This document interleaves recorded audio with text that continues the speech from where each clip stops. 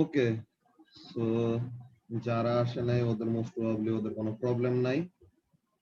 তো আমাদের যে হোমওয়ার্কটা ছিল পেজ নাম্বার 179 থেকে পেজ নাম্বার 259 এটা শেষ হয়েছে।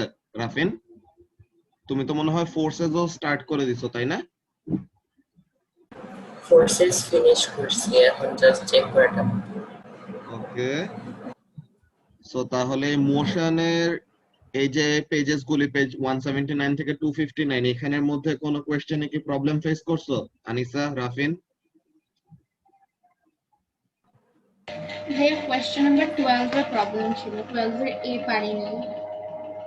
ওকে, কোশ্চেন নাম্বার 12 পেজ নাম্বারটা কত? আচ্ছা পেয়ে যাব এখনই। 199। ওকে,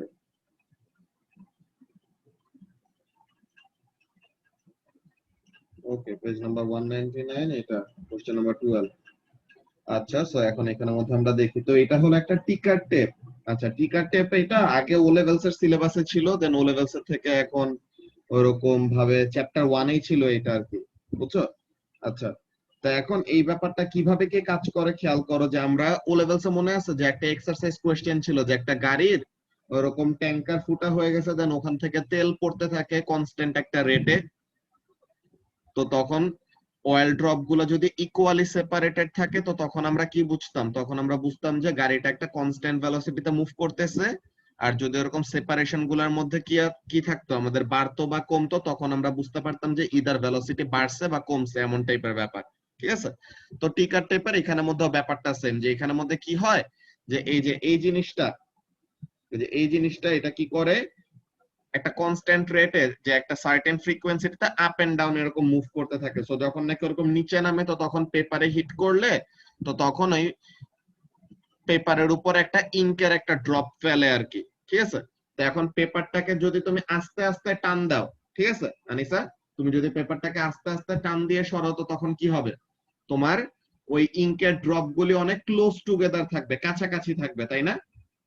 কিন্তু তুমি যদি অনেক জোরে একটা টান দাও, যে অনেক তাড়াতাড়ি যদি মুভ করায় সরায় ফেলো তো তখন কি হবে, the ink drops will be farther apart from each other. তো এখন এখানের মধ্যে আমাদেরকে কিভাবে কি কাজ করতে বলতেছে আমরা যদি দেখি, ফার্স্টে খেয়াল করো, আর trolley moves down a ramp from rest. তো তাহলে একটা র‍্যাম্প দিয়ে, যে এরকম একটা র‍্যাম্প দিয়ে একটা ট্রলি, যে একটা ট্রলি এরকম একটা র‍্যাম্প দিয়ে এরকম নিচে পড়বে। তো এখন এই ট্রলির সাথে এরকম টিকার টেপের ওই পেজটা মনে করো লাগানো আছে। তো এখন ট্রলিটা যত এরকম নিচে নামবে তত কি করবে, সে অ্যাসেলারেট করবে না, প্রথমে তার ভেলোসিটি থাকবে কম। তো এই যে প্রথমে the ink drops are closer together, and যত টাইম বাড়তেছে তত কি হইতেছে, ইঙ্কের ড্রপ গুলার মধ্যে সেপারেশন বাড়তেছে। কেন? বিকজ সে অ্যাসেলারেট করতেছে, মানে তার ভেলোসিটি বাড়তেছে। সো ইকুয়াল টাইম ইন্টারভালে সে একটা লম্বা ডিস্টেন্স, যে একটা বড় ডিস্টেন্স কভার করতেছে, এমন হলো ব্যাপারটা। ওকে, তো এখন এখানের মধ্যে কাজটা কি, সরি, ওকে, সো এখন এখানের মধ্যে মেইন ব্যাপারটা হলো এরকম যে attached to the trolley is a strip of paper which is pulled through a ticker tape timer. The ticker tape makes 50 dots each second। এই যে এটা হলো আমাদের অনেক ইম্পর্টেন্ট একটা ইনফরমেশন, যে সে এক সেকেন্ডে কয়টা ডট ফেলে, 50টা। ঠিক আছে, তো তাহলে এখানে থেকে আমরা তার একটা ইনফরমেশন জানছো, ওইটা নিয়ে আমাদের কাজ করতে হবে। যে এখানের মধ্যে কি বলছে দেখো, question number A1 A, using measurements from the tape show that the final velocity of the trolley is about 1 meter per second। যে ফাইনাল ভেলোসিটিটা 1 মিটার পার সেকেন্ডের মতো এটা শো করতে বলছে। সো এই ব্যাপারটা কিভাবে কি করা যায়, রাফিন বলো তো, how to show that the final velocity is about 1 meter per second? 50 dots 1 সেকেন্ডে প্রডিউস করে, সো এখানে যে কটা ডটস আছে ওটা কত সেকেন্ড লাগে ওটাতে টাইম বের করব। ওকে, এরপর এন্ড দেন যে স্টার্ট আর এন্ড এর লেন্থটা মেজার করব, দ্যাট ইজ দ্য ডিসটেন্স। তারপর ওটা ইউজ ওই টাইম আর ডিসটেন্স ইউজ করে ভেলোসিটি বের করব। Very good. সো এখন এখানের মধ্যে আনিসা খেয়াল করো প্রসিডিওরটা কেমন, আমরা আরেকবার রিপিট করি দেখো। সো ফার্স্ট এর ড্রপটা তো পড়ে গেছে, হ্যাঁ, এই যে মনে করো ফার্স্ট ড্রপটা পড়ে গেছে, সো এখন এরপরে কয়টা ড্রপ পড়তেছে, এন্ড পর্যন্ত কয়টা ড্রপ আছে এটা দেখো। সো 1 2 3 4 5 6 7 8 9 10 11 12 13। সো তাহলে 50টা ডট পড়তে 1 সেকেন্ড লাগে। তো তাহলে একটা ডট পড়তে 1/50 সেকেন্ড লাগে। তো তাহলে 13টা ডট পড়তে কত সেকেন্ড লাগবে, এই টাইমটা আমরা বের করতে পারবো না আনিসা? হ্যাঁ তো এইভাবে করে আমরা ফার্স্টে টাইমটা বের করলাম, ঠিক আছে, ভালো কথা। তো এখন ইনিশিয়াল ভেলোসিটি তো জিরো, যে এটা কি বলছে যে একটা ট্রলি ওখানের মধ্যে কি করে দেওয়া হবে, ফ্রম রেস্ট তার জার্নি শুরু করবে, তো তার মানে ইনিশিয়াল ভেলোসিটি জিরো। তো এখানে থেকে আমরা টাইম পেয়ে গেছি যে টি পেয়ে গেছি, দেন ইনিশিয়াল ভেলোসিটি জানি হলো জিরো। এন্ড এইখানের জন্য দেখো আমাদের বলছে মেজারমেন্টস ফ্রম দা টেপ, যে এখানের মধ্যে আমাদের কাজটা কি, যে ডিসটেন্সটা আমরা কি করব, স্কেল দিয়ে মেজার করব, বুঝছো? তো এখন এইখানের মধ্যে তোমাদের বুকলেটের মধ্যে তোমরা সুন্দর মতো স্কেল বসায় মাপতে পারবা। এখানে তো মনে করো যে জুম ইন জুম আউট করলে পরে তখন ওরকম ডিস্টরশন হয়ে যাবে আর কি, ঠিক আছে। আচ্ছা, সো এটা নরমালি যদি ওরকম মেজার করো কত আসে লেন্থটা রাফিন? 0.136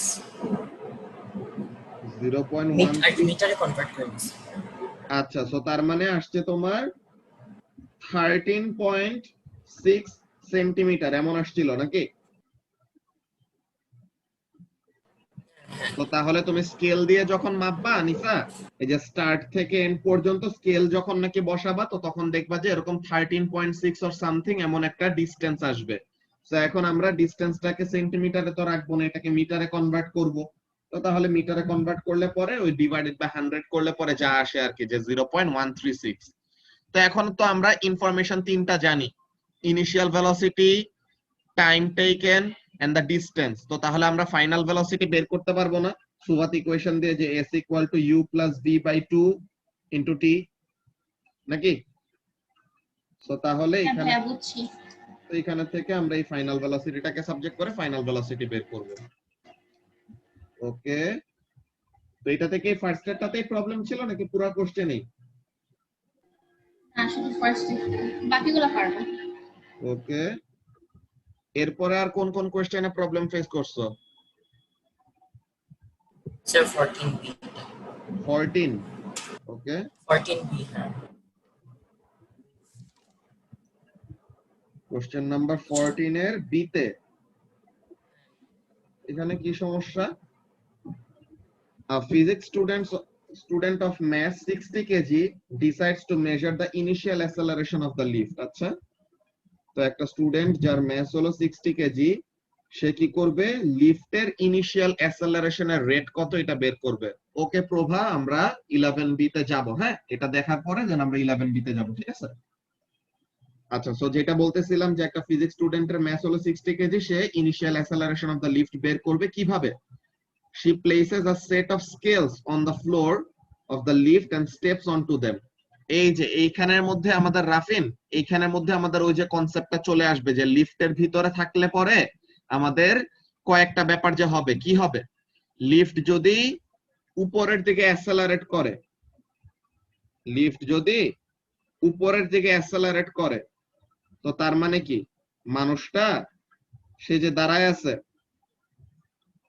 তার উপরে কি হইতেছে, in order for an object to accelerate in the upward direction what needs to happen বলো তো? রেজাল্টেন্ট ফোর্স থাকতে আপওয়ার্ড ডিরেকশনে রেজাল্টেন্ট ফোর্স থাকতে হবে। তো এখন মানুষের উপরে ফোর্স গুলা কি কি, ওয়েট আর নরমাল রিঅ্যাকশন ফোর্স, এই দুইটাই তো নাকি? সো তাহলে মানুষের উপরে যে দুইটা ফোর্স কি কি, ওয়েট আর normal reaction. So in order for the person accelerating upward, তো এটা করার জন্য কি হইতে হবে, তার উপরে আপওয়ার্ড ডিরেকশনে একটা আনব্যালেন্সড ফোর্স থাকতে হবে। So what does that mean, the normal reaction force must be greater than the weight in order for the student to accelerate upward, তাই না রাফিন?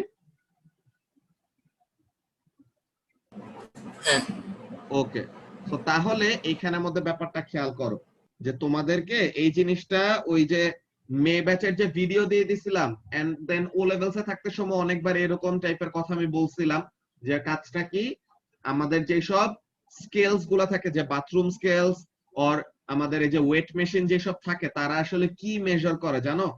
তারা কিন্তু আমাদের ওয়েটের রিডিং দেয় না, তারা আসলে কিসের রিডিং দেয়? Normal reaction force. Normal. Very good, normal reaction ফোর্সের রিডিং। তো তাহলে এখানের মধ্যে খেয়াল করো যে actual mass of the student কত রাফিন? অ্যাকচুয়াল মাস হলো 60 কেজি। তো তাহলে লিফট যদি কনস্ট্যান্ট ভেলোসিটিতে মুভ করতো, মানে কি লিফটের কনস্ট্যান্ট ভেলোসিটিতে মুভ করা মানে লিফটের ভিতরে আনব্যালেন্সড ফোর্স কত? 0, তাই না রাফিন? সো তাহলে লিফট যদি কনস্ট্যান্ট ভেলোসিটিতে মুভ করতো, সো তাহলে unbalanced force 0। So what does that mean? The normal reaction force and weight are equal. তো তখন তুমি স্কেলস থেকে কি পাইতা? অ্যাকচুয়াল ওয়েটের রিডিং, অ্যাকচুয়াল মাসের রিডিংটা পাইতা। কিন্তু এখন যেহেতু লিফটটা কি করতেছে? আপওয়ার্ড ডিরেকশনে অ্যাসেলারেট করতেছে। সো এটার মানেটা কি? এটার মানে হলো তোমার নরমাল রিঅ্যাকশন ফোর্সটা ওয়েটের থেকে বড়। তো তার মানে আসলে ম্যাস যতটুকু, এখানে ম্যাসের রিডিং কি দিবে? এর থেকে বেশি দিবে। এই যে দেখো কি বলতেছে, whilst the lift is accelerating upwards the reading on the scales increases to 73 kg। তো তার মানে কি মানুষটা উপরের দিকে অ্যাসেলারেট করতে সময় তার ওয়েট বেড়ে যায় রাফিন?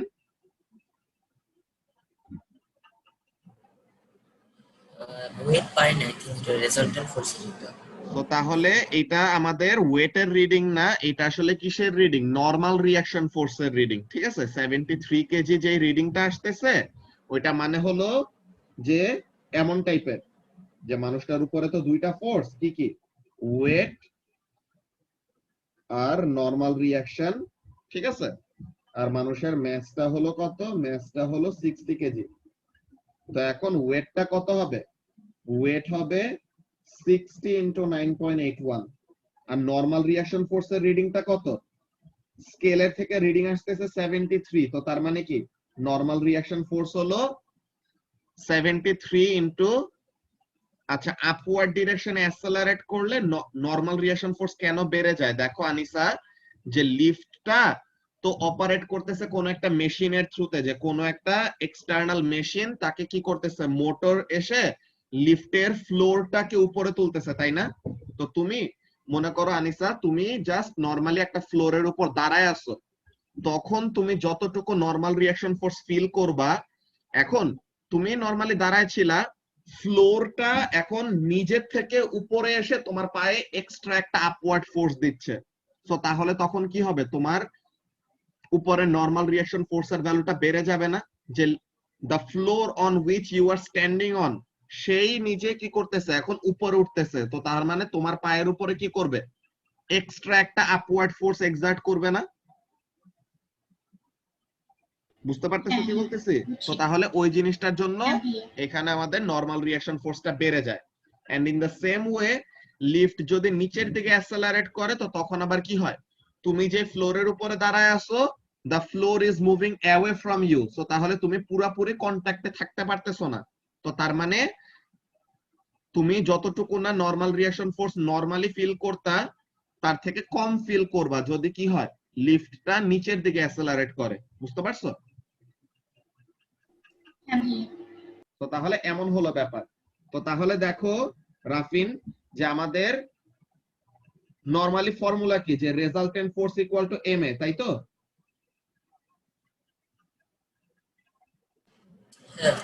তো তাহলে এখানে আনব্যালেন্সড ফোর্সটা কি? Normal reaction force minus weight, this is equal to M A. দেখো নরমাল রিঅ্যাকশন ফোর্স হলো 73 ইনটু জি, আর ওয়েট হলো 60 ইনটু জি, আর এখানে ম্যাস হলো 60, আর এই হলো অ্যাসেলারেশন। তো এখন এখানে থেকে অ্যাসেলারেশনটাকে সাবজেক্ট করলে অ্যাসেলারেশন পাবা না?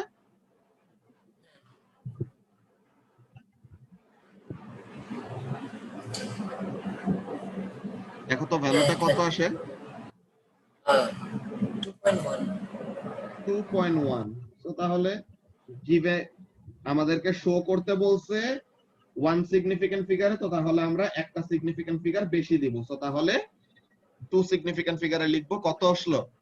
2.1 মিটার পার সেকেন্ড স্কয়ার। ঠিক আছে, B2 তেও প্রবলেম আছে? না, শুধু এটা মধ্যে। ওকে, সো এখন আমরা প্রভার কোশ্চেনটার মধ্যে চলে যাই যে 11B ফার্স্টে, দেন আবার 14, আচ্ছা 14C তে, তো 14 এ যখন আসি তো 14 এর C টা আমরা করে ফেলি। আচ্ছা আচ্ছা, এইখানের মধ্যে এই কোশ্চেনটা আমরা একটু স্কিপ করব, সি নাম্বারটা, এই যে আমাদের টার্বুলেন্ট ফ্লো, ল্যামিনার ফ্লো, এগুলা যখন নাকি পুরাপুরি পড়া শেষ হবে, বুঝছো, এই যে ল্যামিনার এন্ড টার্বুলেন্ট ফ্লো এর এই জায়গাগুলা, এই কোশ্চেনটা আমরা যখন নাকি এই যে ফ্লুইড ফ্লো লাস্ট ক্লাসে একটা লেকচার দিলাম না, ওইটা পুরাপুরি শেষ হওয়ার পরে দেন আমরা এটা করতে পারবো। এটা বেসিক্যালি এমন হবে যে এটার অ্যারাউন্ডে এরকম পিছের দিক দিয়ে যায়, কি হবে, লেয়ার গুলি they will mix up with each other. ঠিক আছে, এমন টাইপের যে উপরের দিকের কয়টা লেয়ার এরকম ভাবে চলে যাবে, বাইরের দিকের লেয়ার গুলো এরকম চলে যাবে, এই ভিতরের এই লেয়ারটা মনে করে এরকম এসে টার্বুলেন্ট ফ্লো ক্রিয়েট করবে। বুঝছো, এমন টাইপের। তো তখন আমরা ওরকম লেবেল করে দিব যে এই জায়গাটায় ল্যামিনার হচ্ছে, এই জায়গাটায় টার্বুলেন্ট হচ্ছে। বুঝতে পারছো?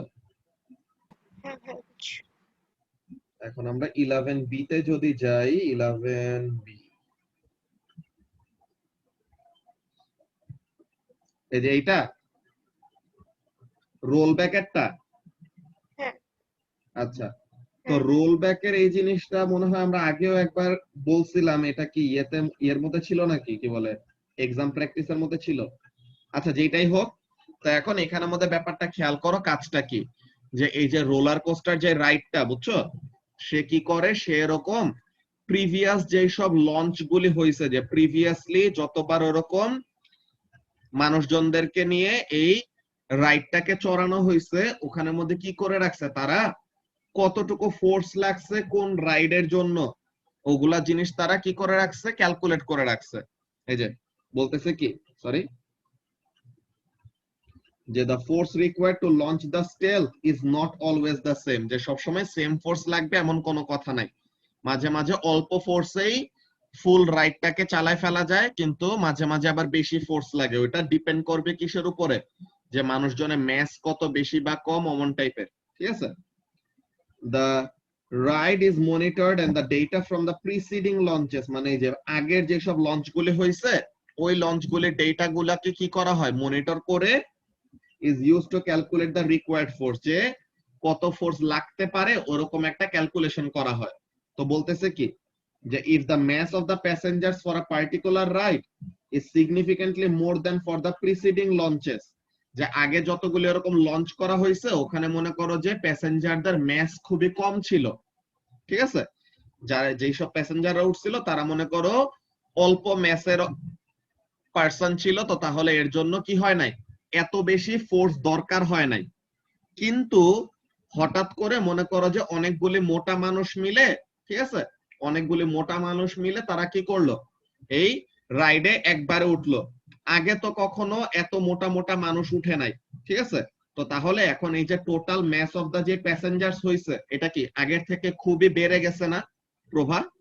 তো এই যে আগের থেকে যে প্রিসিডিং লঞ্চেস গুলার থেকে এখন হঠাৎ করে ম্যাচটা যে বেড়ে গেল, তো আমাদের তো আসলে আইডিয়া নাই যে এত বেশি ম্যাচওয়ালা মানুষদের জন্য কত ফোর্স দিলে পরে আমাদের ক্যারিয়েজটা ঠিক মতো চলতে পারবে, এটার ব্যাপারে আমাদের পুরোপুরি আইডিয়া নাই। তো বলছে যে this can lead to roll back, যে এইটা, যে হঠাৎ করে এত বেশি ম্যাচওয়ালা মানুষ যদি চলে আসে, তো তখন এটা রোল ব্যাকের একটা রিজন হইতে পারে। রোল ব্যাক মানে কি, রোল ব্যাক মানে হলো আবার গড়ায় আগের জায়গায় চলে আসা, রোল মানে গড়ানো, ব্যাক মানে পিছে যাওয়া। তো তাহলে ওরকম আর কি, যে ব্যাপারটা কেমন হয়, যে রোলার কোস্টার রাইডটা হলো এরকম, যে এমন মনে করো সে হরাইজন্টালি প্রথমে অ্যাসেলারেট করবে, বুঝছো, সে হরাইজন্টালি ফার্স্টে অ্যাসেলারেট করবে, দেন বটম অফ দা ট্র্যাকে সে একটা সার্টেন ভেলোসিটি নিয়ে তার জার্নি শুরু করলো, দেন কি হবে, সে এরকম একটা সার্টেন হাইট উপর উঠবে, যে সে এতক্ষণ কি করছে, সে এতক্ষণ অ্যাসেলারেট করছে, এখন সে যে উপরে ওঠা শুরু করলো, এখন যত উপর উঠবে তত কি হবে, তার কাইনেটিক এনার্জি কমবে আর জিপি বাড়বে, তাই তো প্রভা?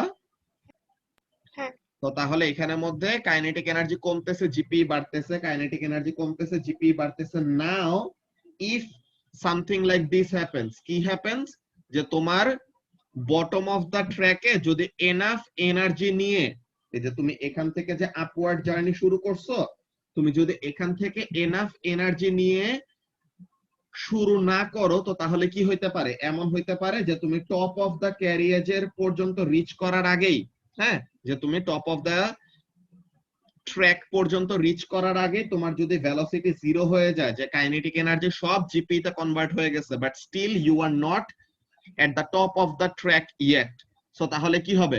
তোমার তো আর কোনো ভেলোসিটি নাই, সো তখন তুমি কি করবা? আবার পিছলায় পিছে পড়ে যাবা না? তো এটাকে বলা হয়েছে রোল ব্যাক, বুঝছো?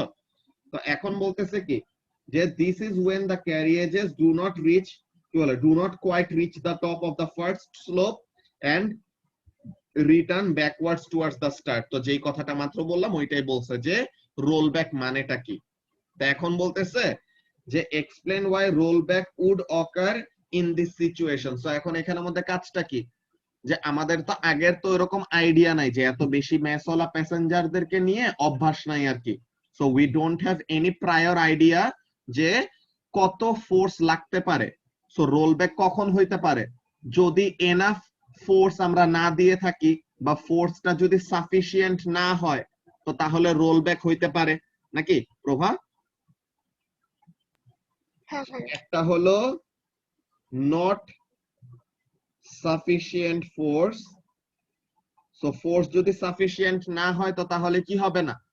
অ্যাসেলারেশনটা সাফিসিয়েন্ট হবে না, বা এনাফ কি থাকবে না? ভেলোসিটি থাকবে না, এমন টাইপের ব্যাপার। সো এটা কত? কোশ্চেন নাম্বার 11, তাই তো? সো কোশ্চেন নাম্বার 11 এর আমরা যদি মার্কসিংটা দেখি,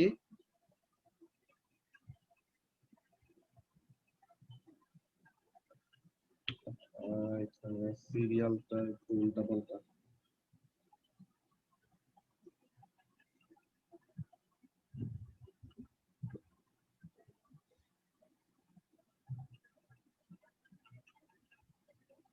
কোশ্চেন নাম্বার ওয়াইজ সিরিয়ালটা থাকলে পরে ইজিলি বের করে ফেলা যেত। ওকে, দাঁড়াও দেখি সিরিয়াল ওয়াইজ যাই। 1 2 3 4 5 6 7 8 9 10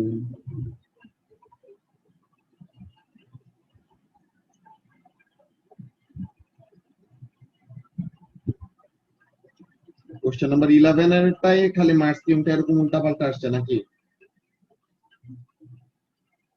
এটা আমি কারেক্টেড মার্কস স্কিমটা দাঁড়াও দেখি। মোশন মার্কস স্কিম,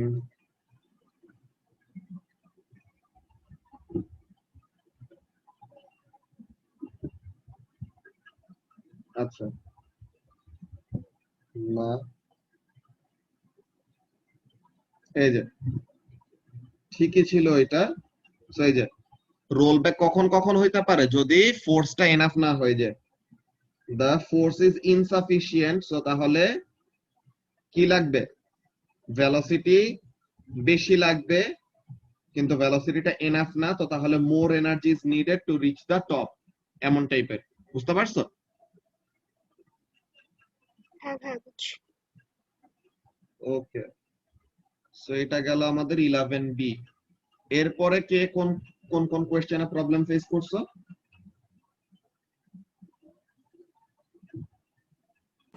15 এর এটা দিতে হয়ে গেছে। নাম্বার 15, 15 এর কত? এই সেকেন্ড পার্টটা 15 এই সেকেন্ডটা। এই গ্রাফটা?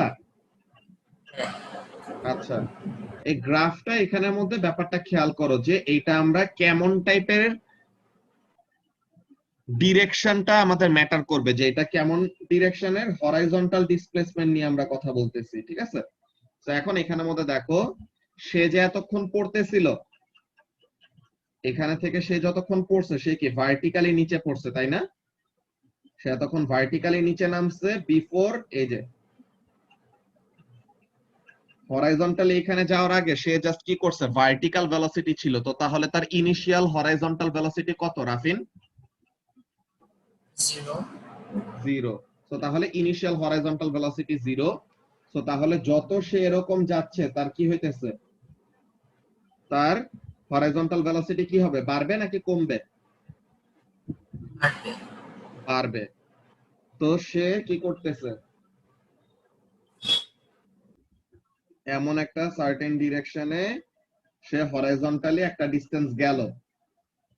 দেন দেখো এই ব্যাপারটাকে ট্র্যাকটা এরকম ঘুরে আর কি আসছে, যে ট্র্যাকটা এরকম ঘুরে দেন আবার এরকম ফেরত যে এমন আসছে।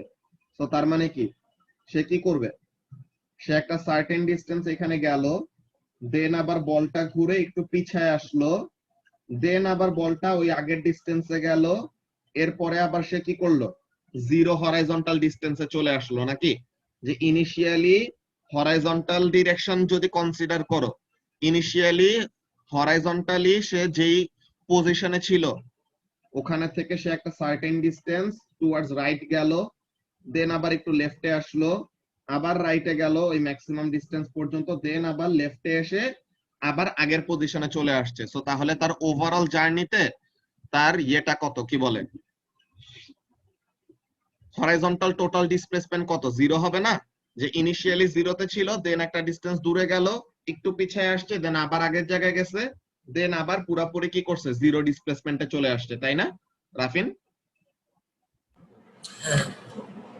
এন্ড এইখানের জন্য তোমার টাইমটা কত লাগছে দেখো, যে হরাইজন্টাল ট্র্যাকে যতটুকু ছিল এখানে তোমার টাইমটা কতটুকু, এই জায়গাটা, তাই না?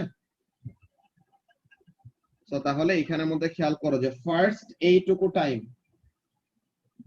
কত, এটা আর এটা,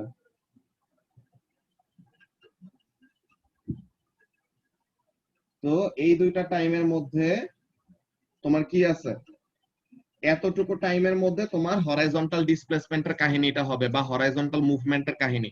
আর বাকি টাইমগুলোতে তোমার হরাইজন্টাল ডিরেকশনে মুভমেন্ট কোনো আছে, সে তো জাস্ট ভার্টিক্যালি ফল করবে, তাই না? সো তাহলে বিফোর দিস টাইম তোমার ভেলোসিটি 0, আফটার দিস টাইম তোমার ভেলোসিটি 0, এন্ড ইন বিটুইন টাইমে কি হবে, একটা সার্টেন ডিসটেন্স গেল, একটু নিচে নামলো, আবার গেল, দেন আবার ফেরত আসলো। বুঝতে পারছো গ্রাফটা? হ্যাঁ বুঝছি। তো তাহলে এই সেম জিনিসটাই জাস্ট এখানের মধ্যে ফলো করবা, যে প্রথমের এই ওই রিজিয়নটা যতক্ষণ সে জাস্ট ভার্টিক্যালি পড়ছে তখন তার হরাইজন্টাল ভেলোসিটিটাকে 0 দেখাবা, দেন একটা সার্টেন ডিসটেন্স যাবে, দেন ফেরত আসবে, আবার যাবে, আবার ফেরত আসবে, দেন আবার 0, এরকম। বুঝতে পারছো? হ্যাঁ বুঝি নাই। বুঝো নাই? এখানের মধ্যে দেখো ফার্স্টে এই জায়গাটায় তার জার্নি এখান থেকে শুরু, এখানে time T is equal two 0, ঠিক আছে? ওকে। এখান থেকে সে ভার্টিক্যালি নিচে নামতেছে, এখানে তার হরাইজন্টালি কি কোনো ভেলোসিটি আছে? না। আচ্ছা, তো কতটুকু টাইম সে জাস্ট ভার্টিক্যালি মুভ করছে without moving in the horizontal direction, দেখো তো এই টাইমটা না,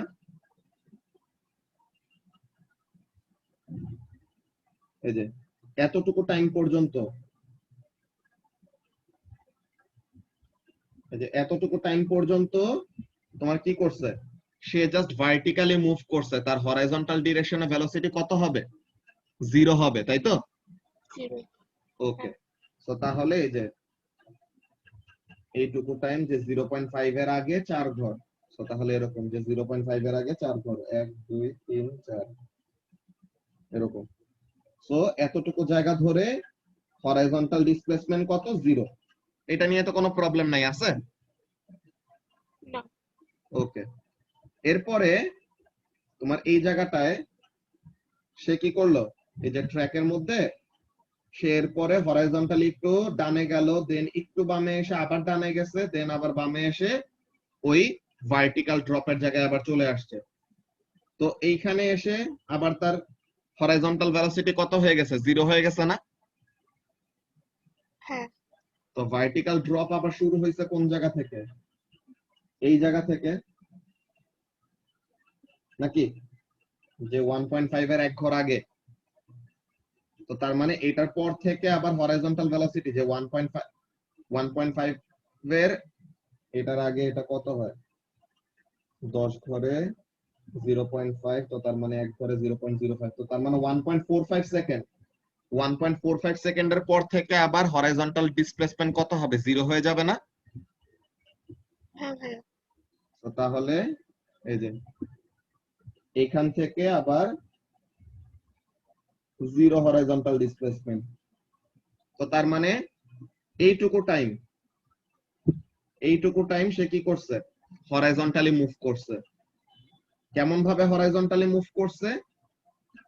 এই যে সে ম্যাক্সিমাম গেছে কত? 20 সেন্টিমিটার ডানে গেছিল প্রথমে, দেন একটু বামে আসছে। কতটুকু বামে আসছে ওটা দেয় নাই, তো আমরা এটা চোখের আন্দাজে ওরকম একটা দিয়ে দিব।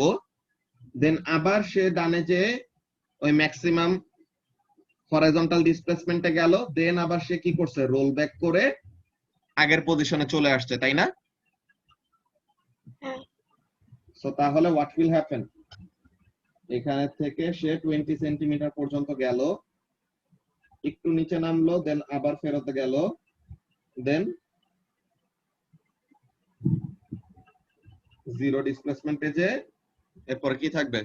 ভার্টিক্যালি ফল করবে, সো ওখানে যে 0 থাকবে। বুঝতে পারছো গ্রাফ? হ্যাঁ ভাইয়া, বাট সেম জায়গায় এসে আবার সেম জায়গায় ব্যাক করছে না, তো জিরো হবে না? হ্যাঁ, এই যে হরাইজন্টাল ডিসপ্লেসমেন্ট 0 হয়ে গেছে না, আবার আগে যখন ও ফেরত আসছে এই যে হ্যাঁ বুঝছি 1.45 এর এখানে 0 ডিসপ্লেসমেন্টে চলে আসছে আবার। ওকে,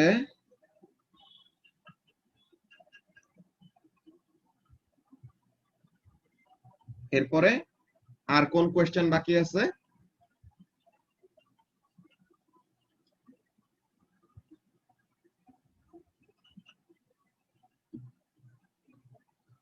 এইগুলি কোশ্চেন কি ওই ইয়েদের কি বলে লাবিবাদের ব্যাচের যে ভিডিও দিছিলাম ওগুলোর মধ্যে এক্সপ্লেইন করা ছিল না নাকি? না স্যার, ছিল না এগুলো। আচ্ছা,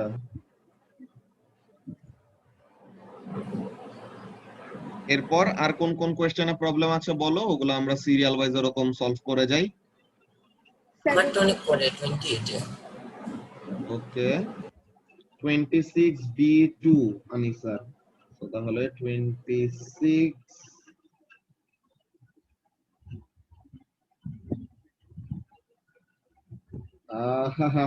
এটাই। আচ্ছা, তো এখন এইটা কি ভিডিওতে তো ছিল এটা আনিসা? ভিডিও তো দেখি নাই, আচ্ছা, 3 ঘন্টা লম্বা ভিডিও। ঠিক আছে, এটা ভিডিওটা দেখা লাগতো, এটা সমস্যা নাই। ওদের ওরকম ম্যারাথন ক্লাস হইতো 3 ঘন্টা ধরে ধরে ওরকম ভাবে নিতাম। আচ্ছা, তো এখন এখানের মধ্যে যেই ব্যাপারটা খেয়াল করো যে এই জিনিসটা তোমার প্রপোর্শনালিটি তুমি যত ভালো মতো বুঝবা তত ইজিলি তুমি অ্যান্সারের মধ্যে রিচ করতে পারবে। মার্কস মাত্র 1, ঠিক আছে?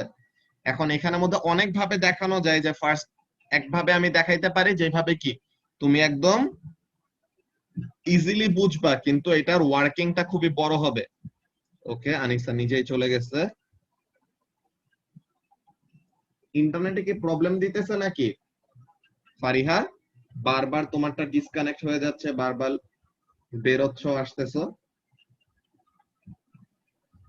হ্যাঁ ভাইয়া, আমার ইন্টারনেটের সমস্যা অনেক। আচ্ছা,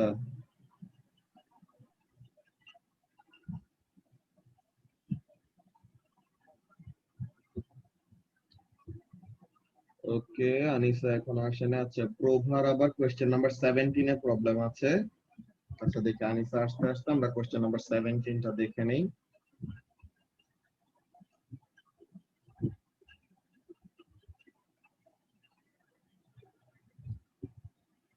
কোশ্চেন নাম্বার 17, ওকে। দেখো প্রভা, এই কোশ্চেনটা বেশি কঠিন না, হ্যাঁ? যে এখানের মধ্যে কাজটা কি হচ্ছে খেয়াল করো, যে 17 এর এ নাম্বারে কি বলতেছে? A moving walkway transports people horizontally over a short distance, যেরকম কনভেয়ার বেল্ট থাকে না প্রভা, যেরকম আমরা যে মনে করো কোন একটা হোটেলে গেলে এতে গেলে যে আমরা কি করে দিই, কোন আমাদের লাগেজ বা ব্যাগ থাকলে পরে যে ওরকম দিয়ে দেই, দেন ওইটা আমাদের একটা চেকিং মেশিনের ভিতর দিয়ে যায়, ঠিক আছে? তো ওইরকম টাইপের আর কি এরকম ওয়াকওয়ে গুলি, হ্যাঁ, যে এখানের মধ্যে তুমি দাঁড়াবা, তোমাকে টেনে ওরকম নিয়ে যাবে। তো এখন এখানের মধ্যে কাজটা কি করতেছে দেখো, একটা বাচ্চা, a child stands on a walkway that is moving at a constant speed of 1.9 metre per second. তো মনে করো ওয়াকওয়েটা এই দিকে যাচ্ছে কত স্পিডে, 1.9 মিটার পার সেকেন্ডে। আচ্ছা, এই মিটিং এর আর 1 মিনিটের মতো বাকি আছে, নেক্সট টাই জয়েন করো, ওখানে কন্টিনিউ করতেছি, হ্যাঁ। ওকে, সো প্রভা দেখো আমরা যেটা বলতেছিলাম যে ওইরকম একটা ওয়াকওয়ে কি করতেছে, মনে করো যে ওই বাচ্চাটাকে 1.9 মিটার পার সেকেন্ডে ওইদিকে নিয়ে যাচ্ছে যেদিকে অ্যারো ড্র করছি। এখন বাচ্চা তো সে তো বুঝে না, সে কি করছে, অর্ধেক রাস্তা যে, ঠিক আছে, যে halfway along the walkway the child turns around, সে ঘুরে তখন কি করতেছে, attempts to walk back towards the start of the walkway, সে আবার স্টার্টিং পয়েন্টে ফেরত যাইতে চাচ্ছে। বাচ্চাটা সেও কি করতেছে, 1.9 মিটার পার সেকেন্ডে মুভ করার ট্রাই করতেছে, কিন্তু উল্টা ডিরেকশনে। তো এখন এখানের মধ্যে দেখো তো, ভেলোসিটি তো হলো একটা ভেক্টর কোয়ান্টিটি, তাই না? তো এখন towards this direction 1.9 and opposite ডিরেকশনে 1.9, সো তাহলে রেজাল্টেন্ট ভেলোসিটি কত হয়? 0। তো রেজাল্টেন্ট ভেলোসিটি যদি 0 হয়, তো তাহলে কি চাইল্ডটার কোনো ডিসপ্লেসমেন্ট হবে? না। তো তার মানে সে যেখানে ছিল ওখানেই দাঁড়ায় থাকবে। সো এর জন্য বলতেছে যে explain why the child will not reach the start of the walkway, because এখানের মধ্যে আমরা বলবো কি যে রেজাল্টেন্ট ভেলোসিটি 0, তো এর জন্য কোনো ডিসপ্লেসমেন্ট হবে না, সে যেখানে ছিল ওখানেই থাকবে। তো এর জন্য সে স্টার্ট অফ দ্য ওয়াকওয়েতে কি করতে পারবে না, ফেরত আসতে পারবে না। বুঝতে পারছো? হ্যাঁ ভাইয়া বুঝছি। এটা হলো এ নাম্বার। দেন বি নাম্বারে কি বলতেছে যে 2 floors in a building are connected by a stationary ramp at an angle of 15 degree to the horizontal and also by a staircase at an angle of 45 degree to the horizontal। এইখানের মধ্যে বড় একটা ব্যাপার, ওই যে আমরা work done চ্যাপ্টারের মধ্যে করছিলাম, মনে আছে যে একটা পাহাড়ে ওঠা নিয়ে কথা বলছিলাম, যে একটা মাউন্টেন ক্লাইম্বার, সে একটা স্টিপ স্লোপ আর একটা জেন্টল স্লোপ দুইটা দিয়ে সে কি করবে, বেসিক্যালি তো দুইটা ফ্লোর, যে মনে করো 2 তলা থেকে 3 তলায় উঠবে, হ্যাঁ, 2 তলা থেকে 3 তলায় দুই ভাবে উঠা যায়, একটা হলো র্যাম্প দিয়ে উঠা যায় আর একটা হলো সিঁড়ি দিয়ে উঠা যায়, ঠিক আছে? সো এটা হলো স্টেয়ার্স আর এটা হলো র্যাম্প। যে র্যাম্প হলো 15 ডিগ্রি অ্যাঙ্গেলে আর স্টেয়ার গুলি কত, 45 ডিগ্রি অ্যাঙ্গেলে ইনক্লাইন করা, কিন্তু ইভেন্চুয়ালি তার তো ফাইনালি যে হাইটটা রিচ করবে হাইটটা সেম না। হ্যাঁ। তো তার মানে সিঁড়ি দিয়ে উঠুক আর র্যাম্প দিয়ে উঠুক, তার ওয়ার্ক ডানের অ্যামাউন্টের মধ্যে কোনো কি ডিফারেন্স আসবে? না।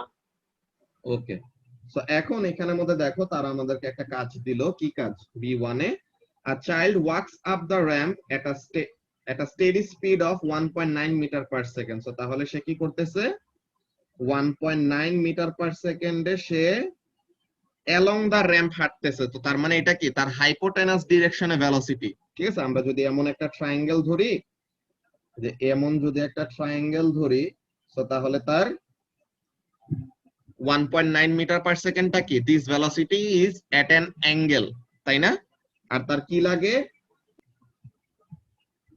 একতলা উপরে উঠতে, যে যেই দুইটা ফ্লোরকে কানেক্ট করা, যে মনে করো 2 তলা আর 3 তলা কানেক্ট করা, সো তাহলে তার 2 তলা থেকে 3 তলা উঠতে কতক্ষণ সময় লাগে, 25 সেকেন্ড সময় লাগে। তো তার মানে সে এই অ্যালং দা র্যাম্প, যে এরকম বাঁকানো এই রাস্তায় সে যদি 1.9 মিটার পার সেকেন্ডে হাঁটে, তো তাহলে তার 25 সেকেন্ড লাগে কি করতে, নেক্সট ফ্লোরটাতে রিচ করতে। ওকে, তো তাহলে এখানে থেকে আমরা কি বের করতে পারি বলতো, 1.9 ইনটু 25, এটা করলে পরে কি আমরা হাইপোটেনাস ডিসটেন্সটা পাবো না বলতো প্রভা? হ্যাঁ। তো তাহলে এই ডিসটেন্সটা আমাদের কত, 1.9 মাল্টিপ্লাইড বাই 25। তো তাহলে এই ডিসটেন্স আমরা জানি, তো তাহলে কি আমরা হাইট বের করতে পারবো না, যে এটা তো রাইট অ্যাঙ্গেল, এখানে 15 ডিগ্রি, আমরা হাইপোটেনাস জানি, সো তাহলে হাইপোটেনাস, অপোজিট আর অ্যাঙ্গেল রিলেটেড কি ফর্মুলা? সাইন। সাইন। সো তাহলে sin 15 is equal to h by 1.9 into 25. So তাহলে এখানে থেকে হাইটটা বের করে ফেললাম, হাইট চলে আসলো। দেন GP is equal to mgh. তো ওয়ার্ক ডানটা কি হবে? যতটুকু GP গেইন করবে ওইটাই তো ওয়ার্ক ডান, তাই না? হ্যাঁ। সো তাহলে ম্যাস হলো 45, G হলো 9.81, আর এখানে থেকে আমরা হাইটটা বের করে ফেলছিলাম। সো এটা হয়ে গেল প্রথমের কাজ। এটা নিয়ে তো কোনো প্রবলেম নাই, আছে? না। আচ্ছা, এখন দেখো পরেরটাই কি বলতেছে, যে অন অ্যানাদার অকেশন এখন সে র্যাম্প ইউজ না করে এখন সে স্টেয়ারকেস ইউজ করতেছে, যে the child uses the staircase to reach the next floor, and এটা এখন সে কয় সেকেন্ডে করতে পারে? 12 সেকেন্ডে। টাইম কম লাগছে ভালো কথা, কিন্তু এর মানে কি এই যে সে ওয়ার্ক ডান কম করছে? সে তো ওই একই কাজ করলো, না। যে একতলা উপরে উঠছে, যে 2 তলা থেকে 3 তলায় গেছে। তো তাহলে ইভেনচুয়ালি তার অ্যামাউন্ট অফ ওয়ার্ক ডান আমরা আগের পার্টে যত বের করছি, তো ওয়ার্ক ডান আমরা অলরেডি জানি। তো তাহলে power is equal to what? Work done divided by time. তো তাহলে ওয়ার্ক ডান হলো একটু আগের পার্টে যেটা বের করছি ডিভাইডেড বাই কত সেকেন্ড করব? 12 সেকেন্ড। তো তাহলে এখানে থেকে পাওয়ার আউটপুটটা পেয়ে যাব, তাই না? হ্যাঁ ভাই, বুঝছি। ওকে, সো তাহলে এই জিনিসটা ছিল আমাদের কোশ্চেন নাম্বার 17। এরপর রাফিন কি বলছিল? Question number 18 20। এর বি। 18 এর বি। আচ্ছা, 18 এর বি। ওকে, এই যে স্কেল ডায়াগ্রাম গুলা আমরা ওরকম নরমালি এমন ভাবে আঁকি, বুঝছো? এখানে যদি আমি ওরকম ড্র করি, আমি এটা নোটপ্যাডে একটা ড্র করে দেখাচ্ছি তোমাকে যে কিভাবে করে আঁকতে হবে। যে নোটপ্যাডে ওরকম অ্যাঙ্গেল মাপা যায়, তো স্কেল দিয়ে ওরকম অ্যাঙ্গেল মাপা যায়, তো ওখানের মধ্যে আমি ড্র করে দেখাচ্ছি। দেখো কি বলতেছে।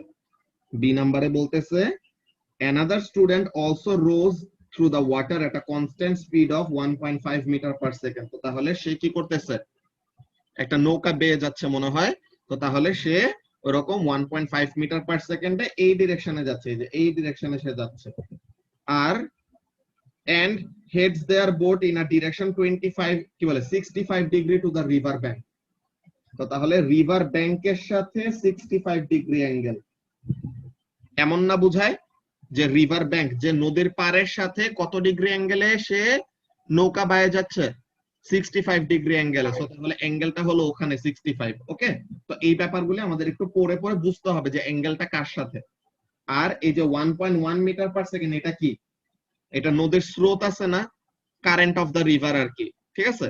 এটা হলো 1.1 মিটার পার সেকেন্ড। আগের পার্টে মনে হয় বলেই দিছিল, এই যে the river flows with a current of 1.1 metre per second. So তাহলে আমরা কারেন্ট ভেলোসিটি জানি, that is directly towards right, আর রোয়িং ভেলোসিটি যে নৌকাটা কত ভেলোসিটিতে বেয়ে যাচ্ছে, এটা কি কারেন্ট ভেলোসিটির সাথে 65 ডিগ্রি অ্যাঙ্গেল ক্রিয়েট করে এমন ভাবে যাবে নাকি প্রভা?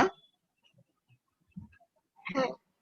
তো তাহলে এরকম 1.1, দেন এই যে এখানের মধ্যে 1.5, ঠিক আছে? তো এখন আমরা কি করব? প্যারালেলোগ্রাম রুল ইউজ করব। যে এই যে দুইটা সাইড আছে, এই দুইটা সাইডে আমরা এরকম একটা কি বানাবো? প্যারালেলোগ্রাম বানাবো। এন্ড এই প্যারালেলোগ্রামের যে ডায়াগোনালটা হবে, এই ডায়াগোনালটা আমাদেরকে কি দিবে? রেজাল্টেন্ট ভেক্টরটা দিবে। এখানে কোন ভেক্টর কোয়ান্টিটি নিয়ে আমরা কাজ করতেছি? ভেলোসিটি ভেক্টর নিয়ে কাজ করতেছি। সো তাহলে আমাদেরকে এখানে কি দিবে? রেজাল্টেন্ট ভেলোসিটি দিবে। ওকে, যে এখানের মধ্যে ব্যাপারগুলো কিভাবে কাজ করে তুমি কিন্তু এটা কম্পোনেন্ট দিয়ে ইজিলি বের করতে পারো, তাই না? যে রেজাল্টেন্ট ভেলোসিটি কত হবে, কম্পোনেন্টের ম্যাথ আমরা যেমন করছিলাম না ফোর্সের জন্য, ভেলোসিটির জন্য সেম ভাবে অ্যাপ্লাই করা যাবে। তুমি কম্পোনেন্টের জন্য ক্যালকুলেশন করে তুমি দেখবা যে তোমার ভেলোসিটি এন্ড অ্যাঙ্গেল মিলে যাবে। বাট আমরা এটা কি করতে পারি? স্কেল ডায়াগ্রাম ড্র করে ডায়াগ্রামের থেকে রিডিং নিতে পারি। সো ওই প্রসিডিওরটা এখন আমরা দেখাবো ওই নোটপ্যাডের মধ্যে এঁকে, ঠিক আছে? যে নোটপ্যাডের মধ্যে এঁকে স্কেল ডায়াগ্রামটা দেখায় যে কিভাবে কি হয়। আনিসা, কি হইলো হঠাৎ? ভাইয়া হঠাৎ লেখা আসছে যে মিটিং ইনভ্যালিড, তারপর চলে গেছে, তারপর রিস্টার্ট দিয়ে আবার অন করলাম, তারপর সময় চলতেছিল না। আচ্ছা, সো এখন আমরা প্রভার একটা প্রবলেম দেখতেছিলাম স্কেল ওইটা ডায়াগ্রাম বুঝাইছো? রিলেটেড। হ্যাঁ, না ওইটা বুঝাই তুমি ফেলছো? নাই দেখে তখন আর দেখাই নাই। আচ্ছা আচ্ছা, ঠিক আছে। ওকে, সো এখন প্রভার এই প্রবলেমটা আছে, তো এটা আমরা এখন সলভ করব আর কি, ঠিক আছে। ফার্স্টে আমরা এটা শেষ করে নিই, দেন আবার তোমারটা ফেরত যাব।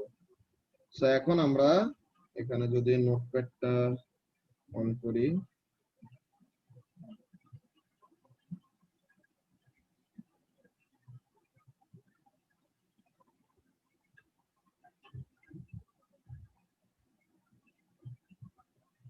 আচ্ছা, সো এখন আমরা এখানের মধ্যে একটা স্কেল ঠিক করে নিব। হ্যাঁ প্রভা, আমরা এখানের মধ্যে একটা স্কেল ঠিক করে নিব। তো তাহলে আমাদের মনে করো যেন কি হয়, এই যে একটা গ্রাফ দিয়ে দিছে না আমাদেরকে, যতটুকু গ্রিড দিছে, তো এরকম সুটেবল একটা স্কেল ধরে নিতে হবে যে এত সেন্টিমিটারে এত মিটার পার সেকেন্ড রিপ্রেজেন্ট করবো, এমন টাইপের ব্যাপার। বুঝতে পারছো?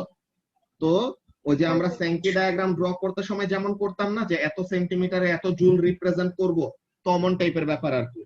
তো এখন মনে করো আমরা এখানের জন্য এরকম ধরে নেই যদি, যে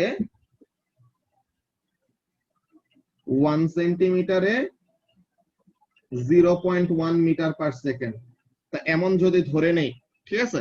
তো তাহলে পরে আমরা কি করব, 1.1 মিটার পার সেকেন্ড শো করার জন্য কত লম্বা লাইন লাগবে? 11 সেন্টিমিটার নাকি? হ্যাঁ। তো তাহলে এখানে থেকে শুরু করি।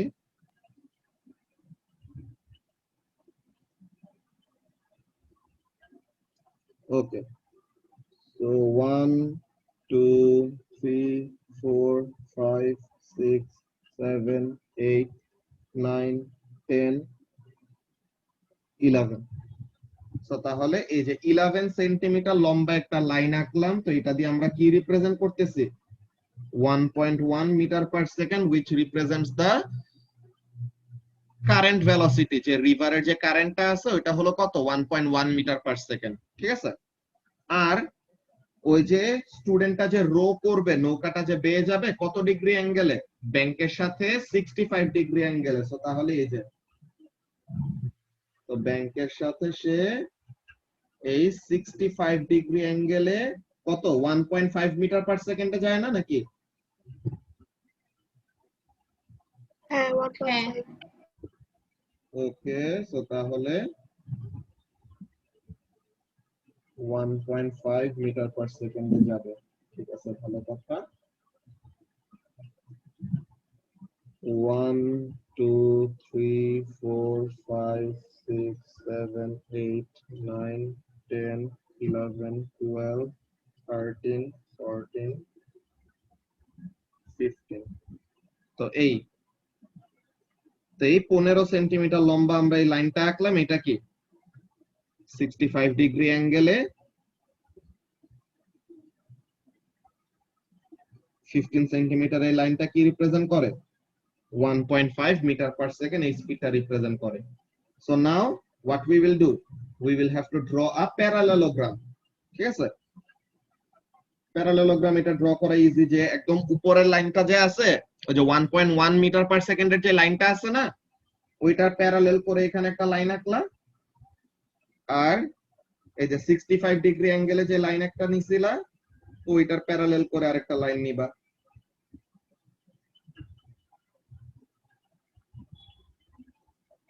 এই তো তাহলে এটা কি হয়ে গেল, প্যারালেলোগ্রামটা ফর্ম করে ফেললো না, যে এই পয়েন্টটা আর কি। তো তাহলে এখন প্যারালেলোগ্রামের যে ডায়াগোনালটা, the diagonal of the parallelogram will give us what? Will give us the resultant velocity. So তাহলে এই যে প্যারালেলোগ্রামের যে ডায়াগোনালটা আছে, এই যে ডায়াগোনালটা কত সেন্টিমিটার ওইটা আমরা দেখি। 1 2 3 4 5 6 7 8 9 10 11 12 13 14 15 16 17 18 19 20 21 21 পয়েন্ট কত, 21.8 বা 21.9 এমন টাইপের, ঠিক আছে। তো তাহলে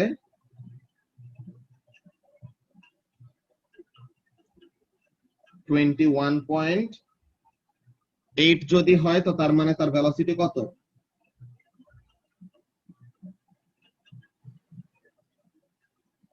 2.18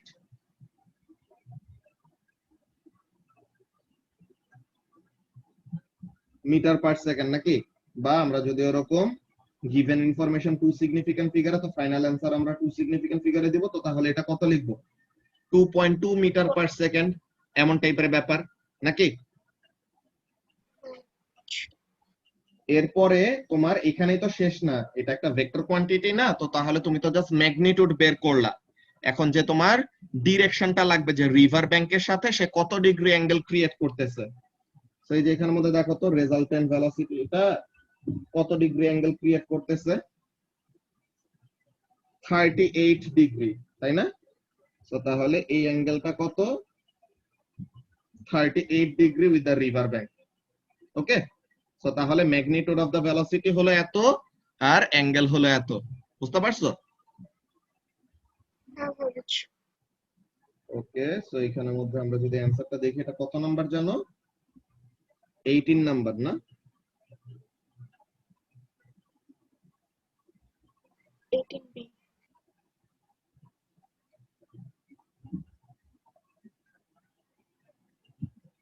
এই যে 38 ডিগ্রি, এই যে 38 প্লাস মাইনাস 2 মানে 36 থেকে 40 ডিগ্রির যে কোনো একটা হইলেই হবে। আর এই যে 2.2 প্লাস মাইনাস 0.1, তো তার মানে 2.1 থেকে 2.3 এর মধ্যে যে কোনো একটা ভ্যালু থাকলেই হবে। বুঝতে পারছো? সো তাহলে আমাদের ডায়াগ্রাম ঠিক আছে আর কি। ওকে, এই যে আমরা একদম এক্স্যাক্টলি এটা করছি না, এই যে এটা প্যারালেলোগ্রামটা ড্র করছি। বুঝতে পারছো? হ্যাঁ। ওকে, সো এখন আমরা ওই যে প্রপোর্শনালিটি নিয়ে যে কথা বলতেছিলাম আনিসার ওই প্রবলেমের রিলেটেড, তো ওইটা। তো এখন এখানের মধ্যে দেখো আনিসা, যে প্রপোর্শনালিটির এই ব্যাপারগুলো অনেকজনে ঠিকমতো বুঝে না। হ্যাঁ, যে তোমাদেরকে ও লেভেলসে থাকতে সময় মনে আছে যে ইনভার্স স্কয়ার ল অ্যাস্ট্রোফিজিক্সের মধ্যে পড়ানো হয়েছিল, তাই না? যে এখানের মধ্যে কাজটা কি, যে তোমার ডিসটেন্স যদি ডাবল হয় ফোর্স তখন কি হয়ে যায়?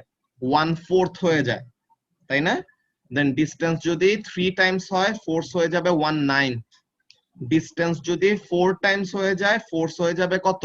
1/16। 16। ওকে, তো এইটা তুমি পারলা। এখন আমি যদি তোমাকে বলি, কি বলি, যে ডিসটেন্স কত হবে যদি ফোর্স ডাবল হয়ে যায়?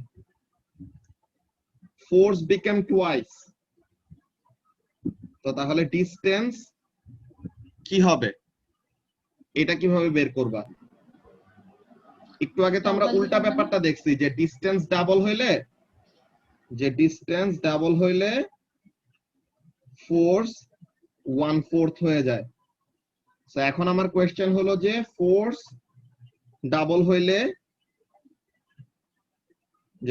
ডাবল হইলে ডিসটেন্স হোয়াট? হাফ হবে না, না রুট হবে। রুট কত? 2D টুয়াইস হবে না? দেখো ফোর্স যে ডাবল হচ্ছে, এখানে থেকে তোমার একটা ব্যাপার বোঝা লাগবে যে ডিসটেন্সটা আসলে কমতেছে, ডিসটেন্স কিন্তু বাড়তেছে না। হ্যাঁ, তো তুমি যে বললা 2D, তো তাহলে ওখানের মধ্যে তো তুমি ডিসটেন্সটাকে বাড়ায় দিলা না, তুমি বললা রুট ওভার। ঠিক আছে, ভালো কথা, তুমি বলতে পারো আচ্ছা আমি তো রুট ওভারও বলছি। Root 2D। হ্যাঁ হ্যাঁ, রুট 2D ঠিক আছে, কিন্তু তোমার তাইলে পরেও কি হচ্ছে দেখো তো, রুট 2 মানে কত? 1.7 সামথিং না? তো তার মানে স্টিল তো তোমার ডিসটেন্সটা বাড়ায় বলতেছে। 1.41। আচ্ছা সরি 1.41, সরি 1.41। তো তাইলে পরেও কি তোমার এটা কি 1 এর থেকে বেশি না, যে তুমি ডিসটেন্সটা বাড়তেছে এমন একটা ব্যাপার ইমপ্লাই করতেছো না এখানে? হ্যাঁ হ্যাঁ। কিন্তু ব্যাপারটা কি আসলে ঠিক, যে ডিসটেন্স যদি আসলে বাড়ে ফোর্স কি আসলে ডাবল হবে? না, তাইলে এই যে রুট 2 ইনটু ওই যে 1/4 তো এটা F ডিসটেন্স এইটা হবে,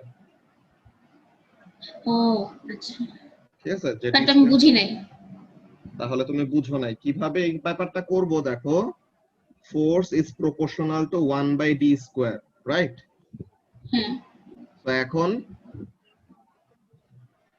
প্রপোর্শনালিটি সাইন সরানোর মানে জন্য ফোর্স বাড়লে ডিসটেন্স কমবে ইয়েস, ফোর্স বাড়লে ডিসটেন্স কমবে আর ডিসটেন্স বাড়লে ফোর্স কমবে, এমন টাইপের ব্যাপার।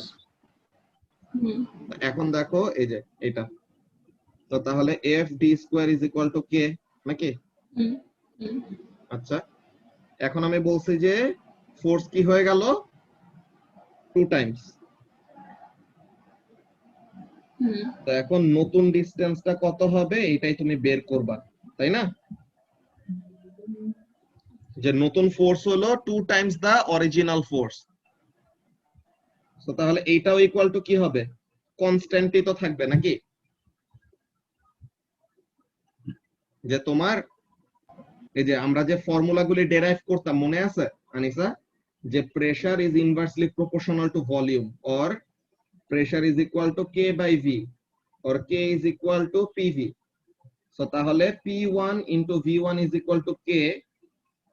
প্রেসার যদি চেঞ্জ হয়ে যায় ভলিউমও চেঞ্জ হবে, কিন্তু তাদের প্রোডাক্টটা তো অলওয়েজ কি থাকবে? একটা কনস্ট্যান্ট থাকবে না?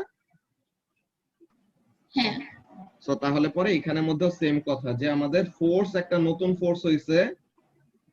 দাঁড়াও, এখানের মধ্যে আমি নতুন করে এটা ফার্স্টে এরকম ডিরেক্টলি না লিখে এইভাবে লিখে নেই, যে নতুন ফোর্স ইনটু নতুন ডিসটেন্সের স্কয়ার ইজ ইকুয়াল টু আবার কি হবে? কে হবে, তাই তো? এইটা আর এইটা কি সমান সমান না?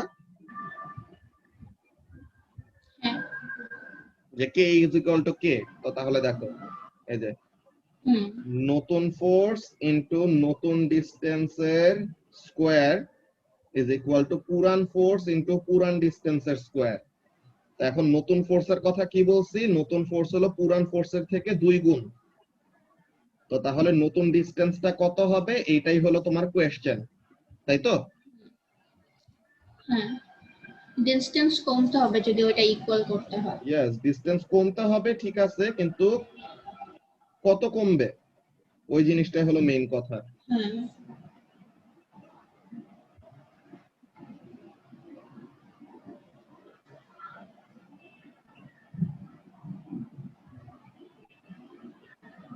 এটা না নতুন ডিসটেন্স।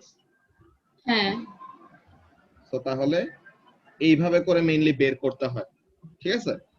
কিন্তু আমাদের প্রপোর্শনালিটির ব্যাপার যদি তুমি ওরকম ম্যাথ করতে করতে ক্লিয়ার হয়ে যাও, সো তাহলে তুমি একদম একবারই বের করে ফেলতে পারবা, যে আমি ডিরেক্টলি যেরকম বলে দিতে পারছি যে 1/√2 টাইমস হবে, ঠিক আছে? ওই ব্যাপারটা তুমি পারবা কখন? যখন নাকি তুমি প্রপোর্শনালিটির ব্যাপারটা বুঝবা, যে এই কাজটাই আমি করতেছি, এই সেম কাজটাই করতেছি, জাস্ট মাথায় ক্যালকুলেশন করতেছি, বুঝছো? তো এই ব্যাপারটা আমি ফার্স্টে তোমার এই কোশ্চেনের জন্য প্রথমে দেখাই নেই তোমাকে কিভাবে কাজ করতেছে। ওকে, সো ফার্স্টে খেয়াল করো যে তোমার এস অ্যামাউন্ট অফ ডিসটেন্স করতে সময় লাগে কত? টি। হ্যাঁ, হুম এস অ্যামাউন্ট অফ ডিসটেন্স করতে তোমার সময় লাগে টি। এখন এস আর টি এর মধ্যে রিলেশনশিপ কি? সে তো ইনিশিয়ালি রেস্টে আছে, তাই না? হুম ইনিশিয়ালি সে রেস্টে আছে, দেন সে নিচের দিকে অ্যাসেলারেট করবে, দেন এরকম নিচে নামবে। তো তাহলে ডিসটেন্স হলো এস, ইনিশিয়াল ভেলোসিটি হলো 0, অ্যাসেলারেশন হলো এ, টাইম লাগে হলো টি। তো তাহলে s is equal to ut plus half at square, এমনই তো ফর্মুলা নাকি? হ্যাঁ এখন ইনিশিয়াল ভেলোসিটি 0 হলে তো এটা বাদ। তো তাহলে এস ইজ ইকুয়াল টু কি থাকে? Half at square. এখন অ্যাসেলারেশনটা কি চেঞ্জ হবে? যে স্লোপের অ্যাঙ্গেল কি চেঞ্জ হচ্ছে? না তো তাহলে অ্যাসেলারেশন আর হাফ এই দুইটা কি কনস্ট্যান্ট না? হ্যাঁ এই দুটো হলো কনস্ট্যান্ট। তো তাহলে কনস্ট্যান্ট ব্যাপারগুলোকে যদি আমরা বাদ দিয়ে দিই, তো তাহলে এমন ভাবে বোঝা যায় যে displacement is directly proportional to T square. তো তাহলে এস আর টি এর মধ্যে রিলেশনশিপ কেমন? এমন টাইপের, যে S is proportional to what? S is proportional to T square. Okay, এটা বুঝতে পারছো কি বললাম? হুম আচ্ছা, এখন এখানের মধ্যে তুমি ওইরকম কে ধরে ধরে করে ফেলতে পারো। কে ধরে করলে যে ভুল অ্যান্সার পাবে এটা না, রাইট অ্যান্সারই পাবা। কিন্তু যেটা বললাম যে জাস্ট ফর 1 মার্ক এরকম টাইম ওয়েস্ট করলে পরে তখন আমাদের অন্য কোশ্চেনে টাইম পাবো না। বাট কে দিয়ে আমি প্রথমে দেখাই নাই তোমাকে। তো এখন দেখো s is equal to k t square, যে প্রপোর্শনালিটি সাইন সরাইলাম। তো তাহলে k is equal to what, s by t square। ওকে, আচ্ছা। তো এখন আবার এমন লেখা যায় যে s1 by t1 square is equal to k, s2 by t2 square is equal to k, এমন না ব্যাপার? যে k তো সবসময় এরকম কনস্ট্যান্ট থাকবে। সো আমরা এখানের জন্য কাজটা কি করব, একবার তো k is equal to এমন আসছে, এখন আরেকটা ব্যাপার কি, k is equal to new s new টাইমের স্কয়ার এমন। তো তাহলে এই নতুন ডিসটেন্স ডিভাইডেড বাই নতুন টাইমের স্কয়ার ইজ ইকুয়াল টু পুরান ডিসটেন্স ডিভাইডেড বাই পুরান টাইমের স্কয়ার। সরি, নিচে ভুলে নিউ লিখে ফেলতেছিলাম। তো এইটা এখন নতুন ডিসটেন্স তোমাকে বলে দিছে, নতুন ডিসটেন্সটা কত, হাফ নাকি? যে এখন s by 2 amount of distance fall করতে কতটুকু সময় লাগবে এটাই তো তোমাকে বের করতে বলছে, রাইট? হ্যাঁ। তো তাহলে এটা কিভাবে বের করব? সো নতুন s হলো আগের s এর হাফ, নতুন t কত জানো না, এটাই বের করবা, is equal to old s divided by t square. তো এখন এখানের মধ্যে s s কাটাকাটি চলে যায় নাকি? হ্যাঁ। তো এখন আমরা যদি টাইম গুলাকে এরকম ম্যানিপুলেট করি,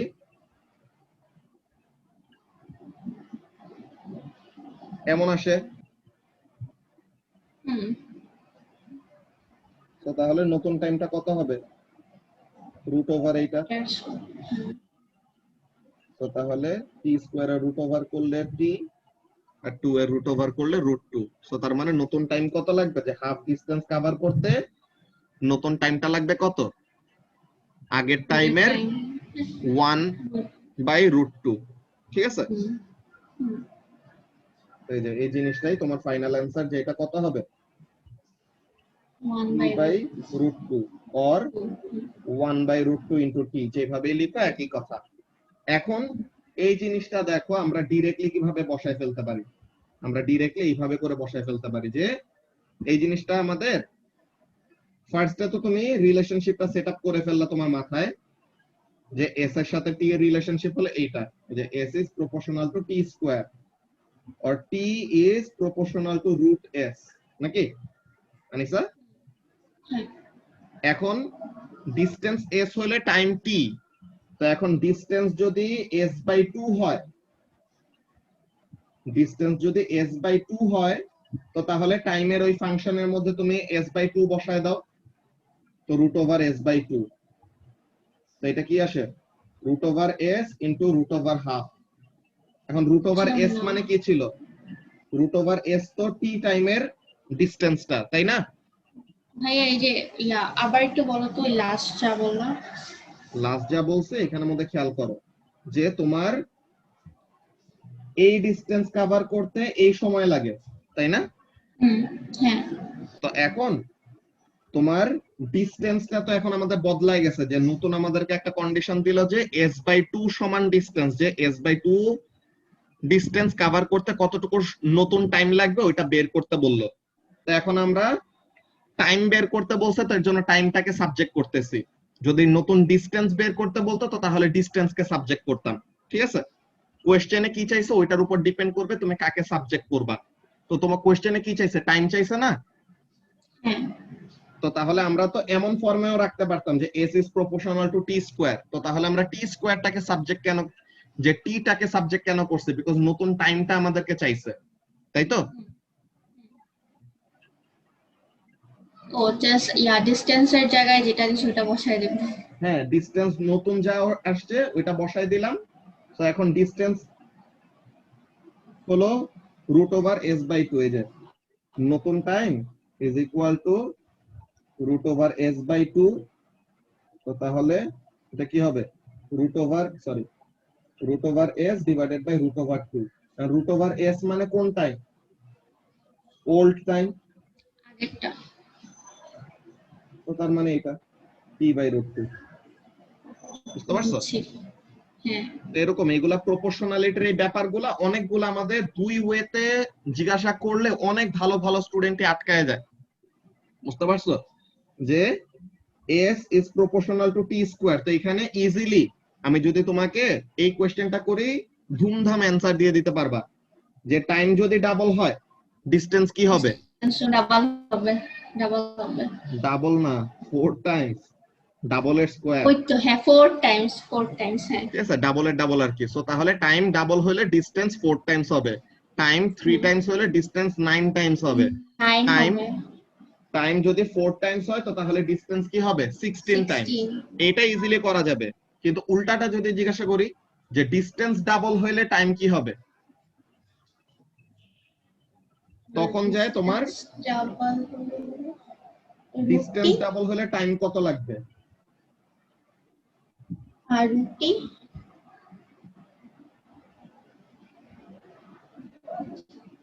distance double, so √2 into √s, so √2 into t, তাই না? কেন আসলো?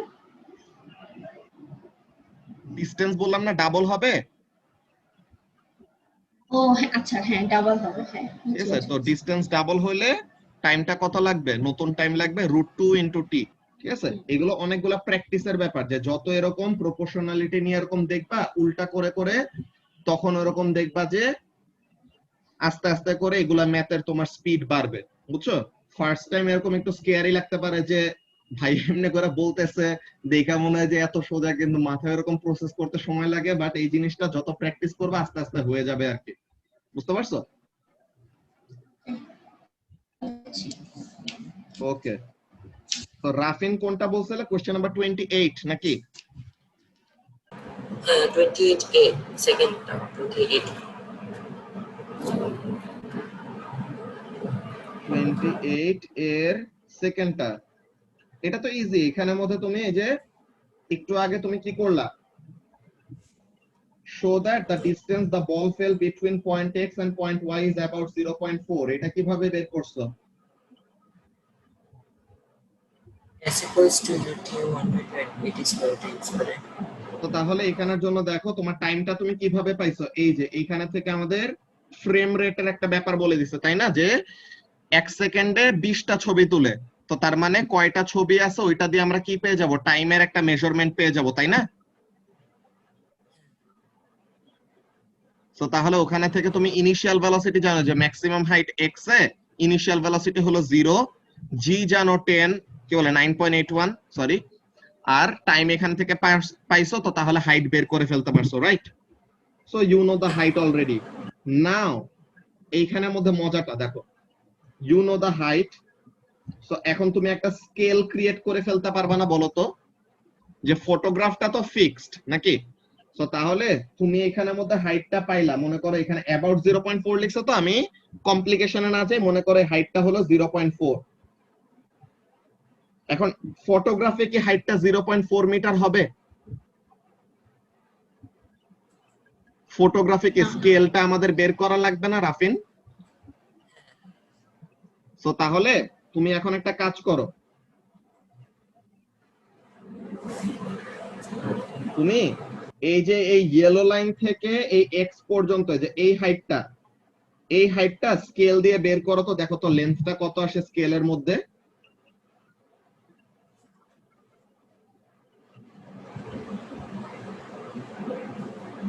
About 5.3 5.3 centimetre. তো তার মানে 5.3 centimetre on the photograph represent 0.4 metre in real life, তাই তো?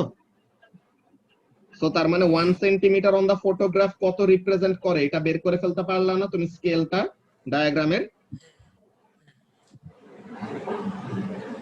তো এই যে এখন তুমি ডায়াগ্রামের স্কেল বের করে ফেলছো, নাও তুমি কি এই হরাইজন্টাল ডিসটেন্সটা বের করে ফেলতে পারবা না? এটা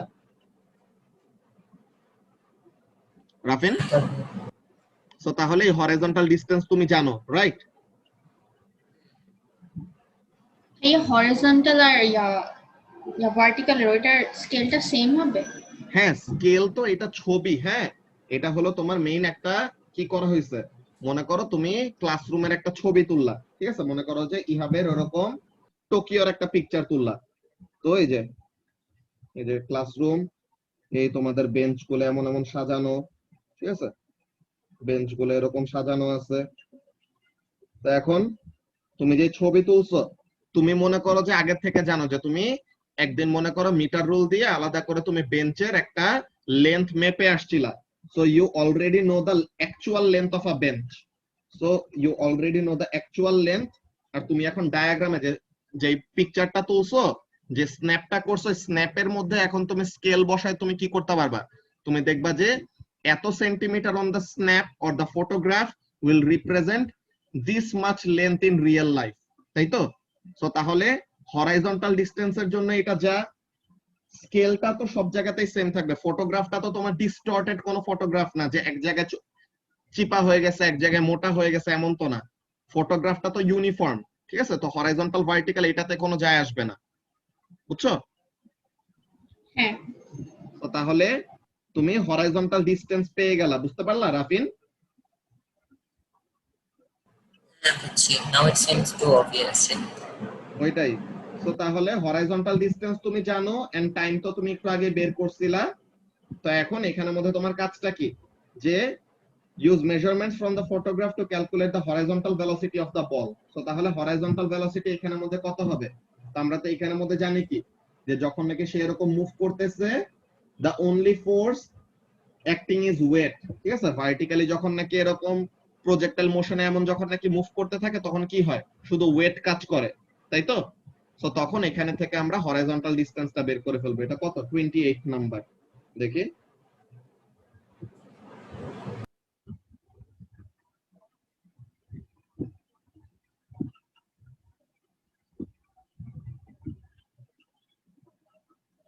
এই যে তোমার ওই যে যেটা আসছিল ওরকম ফটোগ্রাফ মনে করে একটু প্রিন্টিং এর সময় মনে হয় একটু ডিস্টর্ট হয়ে গেছে, তো এইটা এখানের মধ্যে যায় আসে না, আমরা জাস্ট প্রসিডিওরটা জানলে পরেই হবে ফর নাও। ওকে, সো এই যে তুমি হরাইজন্টাল এন্ড ভার্টিক্যাল যে ডায়াগ্রামের থেকে লেন্থ গুলি নিছো, আর এই যে ভার্টিক্যাল অ্যাকচুয়াল ডিসটেন্স কত আসছিল, A1 ক্যালকুলেশনে 0.44। সো তাহলে হরাইজন্টাল ডিসটেন্স কত? হরাইজন্টাল ডিসটেন্স পেয়ে গেলা। সো এখন ভেলোসিটিটা কি হবে? horizontal distance divided by the time taken, because horizontal velocity তো কনস্ট্যান্ট থাকে, তাই তো? সো horizontal velocity যেহেতু কনস্ট্যান্ট থাকে, সো তাহলে v is equal to distance by time, এই ফর্মুলা দিয়ে আমরা বের করে ফেলতে পারি, ঠিক আছে?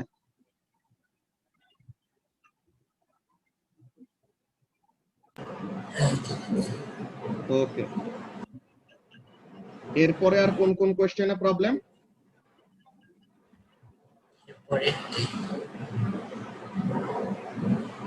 আচ্ছা 25 আচ্ছা ভাইয়া 29, আচ্ছা পরে দাঁড়াও, 25 B2 তে প্রভার প্রবলেম আছে, সো এটা ফার্স্টে দেখে নেই।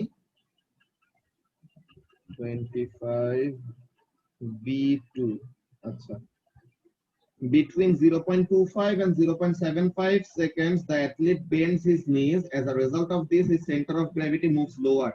Explain how the graph shows that the acceleration is produced as he bends his knees. তো এখন এখানের মধ্যে যে 0.25 আর 0.75 এই যে এই জায়গাটা 0.25 and 0.75 এর মধ্যে এই যে জায়গাটা, এখানে সে কি করতেছে, সে তার হাঁটুটাকে এরকম বাঁকায় ফেলতেছে। এই যে সে তার হাঁটুটাকে এরকম বাঁকায় ফেলতেছে, তো হাঁটুটাকে এরকম বাঁকায় ফেললে পরে কি হবে, তখন তার সেন্টার অফ গ্র্যাভিটি নিচে নেমে যাচ্ছে। এই ব্যাপারটার জন্য কি হচ্ছে, সে এখানের মধ্যে কি করবে, তোমার the normal reaction force is what, the normal reaction force is less than the weight, ঠিক আছে? আচ্ছা দাঁড়া, এই মিটিং এ 1 মিনিটের কম আছে, নেক্সট টাই জয়েন করো, ওখানে কন্টিনিউ করতেছি।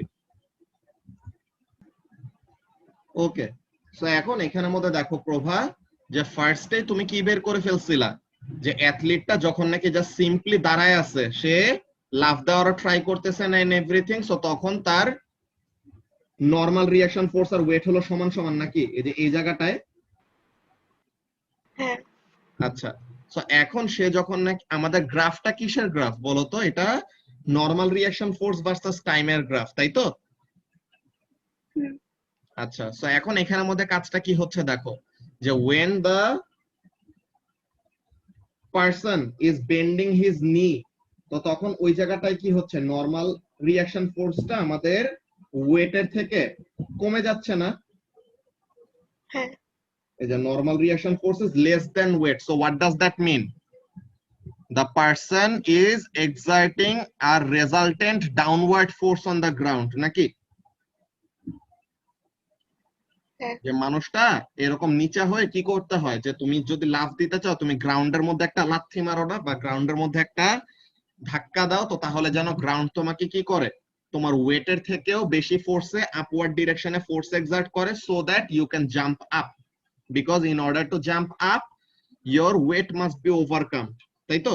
তো তাহলে এই যে মানুষটা যখন নাকি 0.25 থেকে 0.75 সেকেন্ডের ওখানে নিচা হচ্ছে, যে সে তার নিটাকে বেন্ড করতেছে, তো তখন the weight is constant but the normal reaction force is less, so what does that mean? That there is a resultant force on the person in the downward direction, so সে তাহলে গ্রাউন্ডের উপরেও কি করতেছে, ওরকম downward direction একটা resultant force apply করতেছে।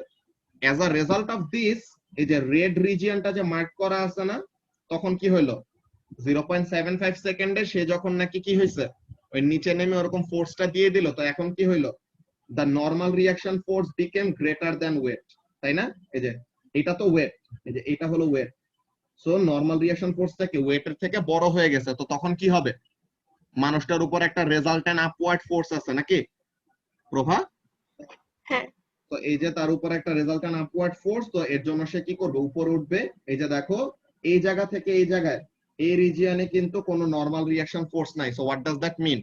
The person is not in contact with the ground, so তার মানে মানুষটা তখন কি আছে, এয়ারে আছে।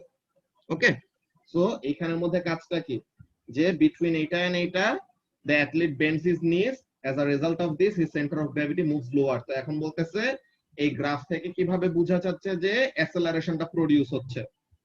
কত নাম্বার কোশ্চেন জানো? 25B2। 25B2।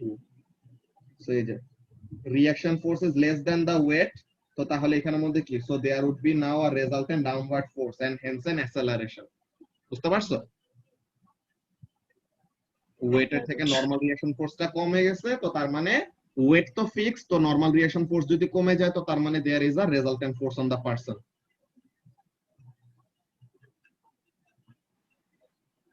ওকে, সো এরপরে আনিসা কি বলতেছিল, কোশ্চেন নাম্বার 29 নাকি? হ্যাঁ করছি, কিন্তু ওই যে দেখাবো যে ওইটা কি আমি টাইমটা দেখাবো নাকি ডিসটেন্সটা লিখে দিব? স্কেলের ওইটা যেটা তুমি একবার ক্লাসে এটা তো আমরা এক্সপেরিমেন্ট ক্লাসে করাইছো। করছিলাম, ইয়েস। এখানের মধ্যে আমরা হ্যাঁ এই ডিসটেন্সটা, এই যে দেখো, দাঁড়াও এটা একটু আমি পোর্ট্রেট মোডে নিয়ে নেই। ওকে, সো এখন এখানের মধ্যে ওই যে এইটা তো আমার 50 সেন্টিমিটারের স্কেলটা, ঠিক আছে? তো এখন এখানের মধ্যে আমরা যে দুইটা টাইম বের হচ্ছে না, এই দুইটা টাইমের জন্য দুইটা ডিসটেন্স আসছে না, তো ওরকম দুইটা ডিসটেন্স, যে মনে করো এখানের মধ্যে একটা, এখানের মধ্যে একটা, তো এখানের মধ্যে ডিসটেন্সটাও লিখবো, এই পাশে টাইমটাও লিখে দিব, এখানে ডিসটেন্সটা লিখবো, এখানে টাইমটা লিখে দিব। বুঝতে পারছো? যে মনে করো 0.10 সেকেন্ডের জন্য, 0.30 সেকেন্ডের জন্য, আর এখানের মধ্যে ডিসটেন্স গুলো একটা মনে হয় 40 সামথিং সেন্টিমিটার আসে, আর একটা কত জানি সেন্টিমিটার আসে, তো ওই দুইটা বসায় দিবা। বুঝছো? হ্যাঁ ভাইয়া বুঝছি। ওকে,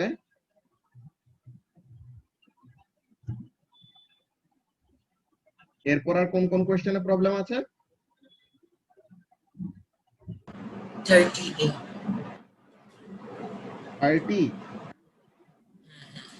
30 হ্যাঁ, A A show that the panel was dropped from a height of approximately 5 meter, এইটাতে কেন প্রবলেম? এটা তো খুবই ইজি, ভেলোসিটি টাইম গ্রাফ দিয়ে দেওয়া আছে না রাফিন? এখানে কিছু কার্ভ তো এর জন্য কনফিউজড হয়ে গেছি যে কিভাবে। হ্যাঁ, সো এখন এখানের জন্য counting the number of squares এই মেথড ইউজ করবা, or counting the number of squares করলেও যেমন টাইপের রেজাল্ট পাবা। ইউ ক্যান ডু সামথিং, যে এখানের মধ্যে আমাদের কয়টা ট্রিক আছে, এটা তোমাদের P2 তে, হ্যাঁ, ট্রাপিজিয়াম রুল নামের একটা রুল পড়বা, তো ওখানের মধ্যে থেকে করতে পারো, ওগুলো আসবে পরে। অত বেশি ডিটেইলসে যাইতে হবে না, আমরা জাস্ট এরকম কয়েকটা কাজ করতে পারি। We can do some approximation, যে এতটুকু জায়গাকে একটা ট্রাপিজিয়াম ধরলাম ছোট, এতটুকু জায়গাকে একটা ট্রায়াঙ্গেল ধরে নিলাম, দেন এই জায়গাটাকে আরেকটা রাফলি একটা ট্রাপিজিয়াম ধরে নিলাম। যত অল্প একটু বাদ যাবে ওইটা আমাদের কি প্লাস মাইনাস যে রেঞ্জ থাকে ওখানের মধ্যে মিলে যাবে, বুঝছো? তো তাহলে এরকম তুমি এরকম তিনটা ছোট ছোট ইউনিফর্ম ফিগার ধরে নিলে পরেও you will get more or less the right answer. যে ওরকম অ্যাপ্রক্সিমেশনে যখনই নাকি ম্যাথ আসে তখনই একটা রেঞ্জ দেওয়া থাকে গ্রাফের অ্যান্সারের মধ্যে, তো তখন এরকম ডিটারমাইন করে ফেলতে পারবা, বুঝছো? বুঝছি।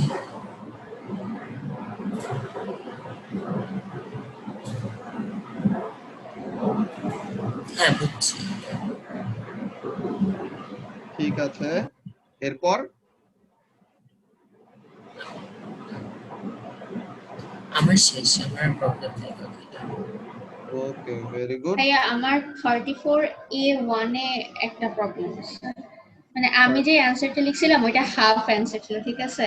তারপর মার্ক স্কিম চেক করার পর দেখছি ওখানে আরেকটা এক্সট্রা পয়েন্ট ছিল যে as the volume of water is entering as living the jet ski per second. ওই পয়েন্ট আমি বুঝিনি। আমি যতটুকু লিখছিলাম ওইটা হচ্ছে যে ছাড়ে, তারপর ভেলোসিটি আসে, তারপর সামনে যায়, এগুলো লিখছিলাম। তো ইয়েস, আমাকে এটা ওই ঠিক পয়েন্টটা আছে বুঝাও। যে ছাড়ে, দেন ওই ফোর্স যে ওয়াটারে ধাক্কা দিল তো ওইটা একটা রিঅ্যাকশন দিল, তো ওইটার জন্য সামনে গেলে এমন বুঝছো, ঠিক আছে, ভালো কথা। বাট হ্যাঁ তুমি এখানের মধ্যে খেয়াল করো যে কি বলতেছে। First of all, a jet ski is a jet propelled vehicle that moves across the surface of the water। আচ্ছা ঠিক আছে, ভালো কথা। তো এখন এখানে একটা সার্টেন ক্রস সেকশন দিয়ে পানি ঢুকে আর আরেকটা দিয়ে বের হয়ে যায়। তো এখন বলতেছে to propel the jet ski forward, water is drawn through an intake and then ejected through a water outlet at a high speed। এখন ব্যাপারটা খেয়াল করো, তুমি যে এই কথাটা বলছো, আচ্ছা ঠিক আছে, যে কি হয়, পানি ভিতরে আসবে, দেন কি হবে, একটা সার্টেন স্পিডে ছেড়ে দিল, হ্যাঁ। তো এখন এখানের মধ্যে কাজটা কি, তুমি জাস্ট বলতে চাচ্ছ যে এই যে ওয়াটারটা ছেড়ে দিচ্ছে, তো এর জন্য একটা রেজাল্টেন্ট ফোর্স আছে স্কি এর উপর, যার জন্য সে সামনের দিকে অ্যাসেলারেট করবে বা মুভ করবে। বাট একটা ব্যাপার তোমার মাথায় রাখা লাগবে, দেখো সে যখন নাকি ওয়াটারটাকে ইনটেক করতেছে তখন কিন্তু ওয়াটার এসে স্কি এর উপরে কিন্তু ব্যাকওয়ার্ড একটা ফোর্স দেয়, তাই না? সো ওয়াটারটা যত রেটে ইনটেক হবে, ওয়াটারটাকে এর থেকে বেশি রেটে কি করা লাগবে, ইজেক্ট করা লাগবে। তো তাহলে যেন ইজেকশনের সময় তখন যেন কি হয়, রেজাল্টেন্ট ফোর্সটা ফরওয়ার্ড ডিরেকশনে থাকে, তাইলে পরে যায় কি হবে, রেজাল্টেন্ট ফোর্স থাকবে সামনে, তো এর জন্য অ্যাসেলারেট করবে সামনে, এমন টাইপের ব্যাপার। সো নাও ভলিউমের ব্যাপারটা কেন ইম্পর্টেন্ট, বিকজ তুমি বেশি স্পিডে ইজেক্ট করতেছো, দ্যাটস ভেরি গুড, কিন্তু তুমি যদি ভলিউম ইনটেক করো বেশি কিন্তু ছাড়ো কম, তো তখন এমন হইতে পারে না যে তুমি যে ভলিউম ইনটেক করতেছো বেশি, সো আর গ্রেটার ভলিউম অফ ওয়াটার এসে ফোর্স অল্প, যে অল্প স্পিডে ইনটেক হচ্ছে, কিন্তু if the volume of water is greater than the ejection, so তখন কি হবে, স্মল ভলিউম অফ ওয়াটার কি বলে, লার্জ ভলিউম অফ ওয়াটার আস্তে আস্তে আসতেছে, তাহলে পরে তারা কি করবে, তোমার এখানের মধ্যে ব্যাপারটা দেখো, if I say something like this, যে মনে করো ওয়াটার গান, হ্যাঁ, যে ওয়াটার গান থেকে ওরকম পানি বের হয় না আনিসা? হ্যাঁ তো এখন ওয়াটার গান থেকে মনে করো অনেক হাই স্পিডে ওরকম পানি ফায়ার করা হইলো, তো ওই পানি যে মনে করো কোন একটা অবজেক্টের গায়ে লাগছে, তো ওখানের মধ্যে একটা সার্টেন ফোর্স পাইলো, যে একটা স্মল ভলিউম অফ ওয়াটার অনেক হাই স্পিডে মুভ করছে। বাট আমি যদি এখন কি করি, সুনামির সময় কি হয়, সুনামির সময় তোমার হিউজ একটা ভলিউম অফ ওয়াটার, ভেলোসিটি কিন্তু এত বেশি বড় থাকে না, ঠিক আছে, সুনামির সময় থাকে বড়, কিন্তু মনে করো ওয়াটার গান যে একদম ছোট একটা ভলিউম অফ ওয়াটারকে এত হাই স্পিডে ইজেক্ট করে?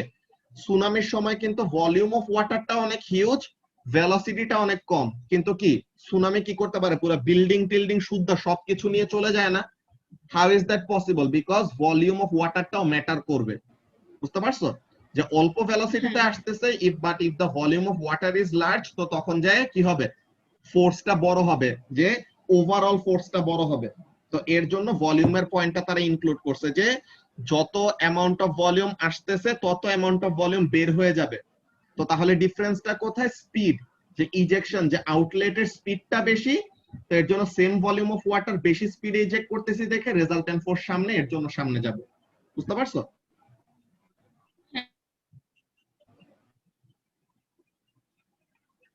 ওকে,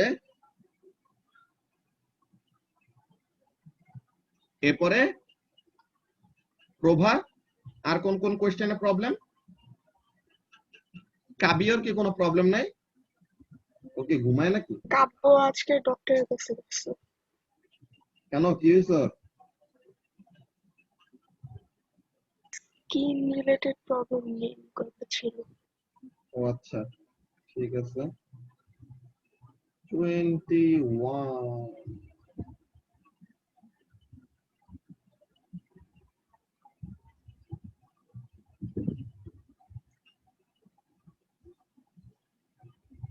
আচ্ছা, এখানের মধ্যে এরকম sources of errors and changes এগুলা ব্যাপার, এটা কি ইয়েদের ব্যাচে কি এটা স্কিপ করছিলাম নাকি?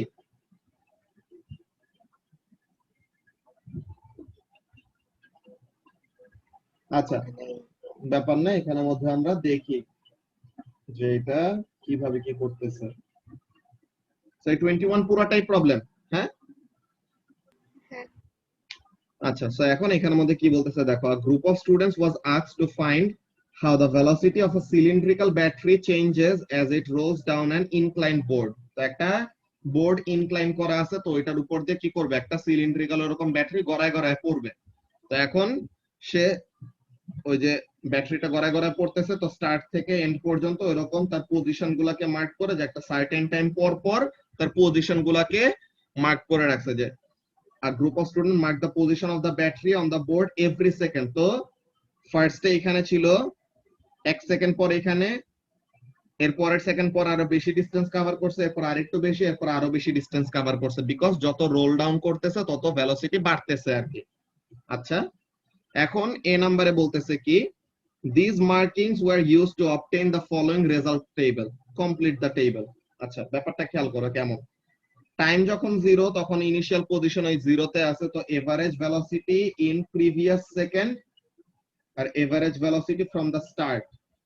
তো তাহলে দুইটা এভারেজ, কিন্তু এই ব্যাপারটা খেয়াল রাখবা, দুইটা কলামে দুইটা এভারেজ। এখন দেখো 1 সেকেন্ড পর সে কি করছে? এই ডিসটেন্সটা, এই যে এই ডিসটেন্সটা হলো 0.18 মিটার। তো তাহলে সে 1 সেকেন্ড পর 0.18 মিটার কভার করছে, তো তাহলে এভারেজ স্পিড দোনোটাই সেম হবে, বিকজ ইনিশিয়ালি 0 ছিল।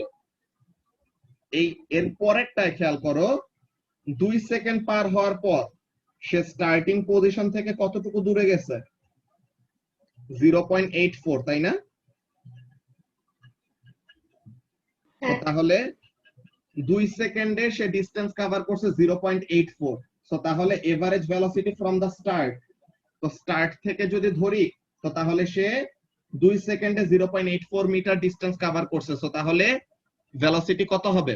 0.84 ডিভাইডেড বাই 2 নাকি? হ্যাঁ, 0.42। তো তাহলে 0.42 মিটার পার সেকেন্ড।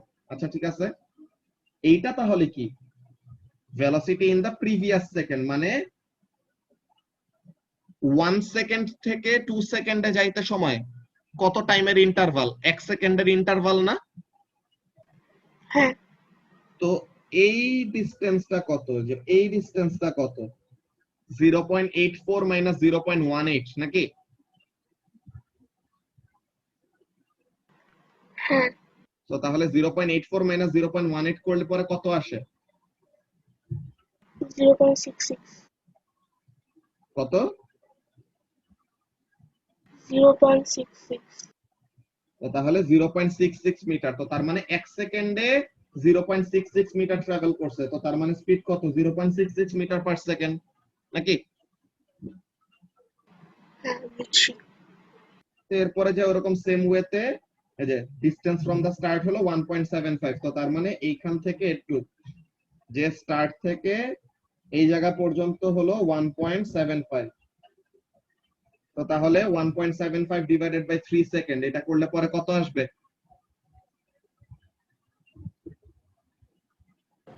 0.58 0.58। 8 ওকে, তো এটা হলো average velocity from the start, যে স্টার্ট থেকে ওই টাইম পর্যন্ত আমাদের ভেলোসিটিটা এভারেজ হলো এত। আর এই এই টাইমের মধ্যে এই যে এই ডিসটেন্সটা যে কভার করছে এটা কত? যে 1.75 মাইনাস 0.84 নাকি প্রভা? হ্যাঁ হ্যাঁ। সো তাহলে এটা কত আসে ডিসটেন্সটা? এই ডিসটেন্স 0.91।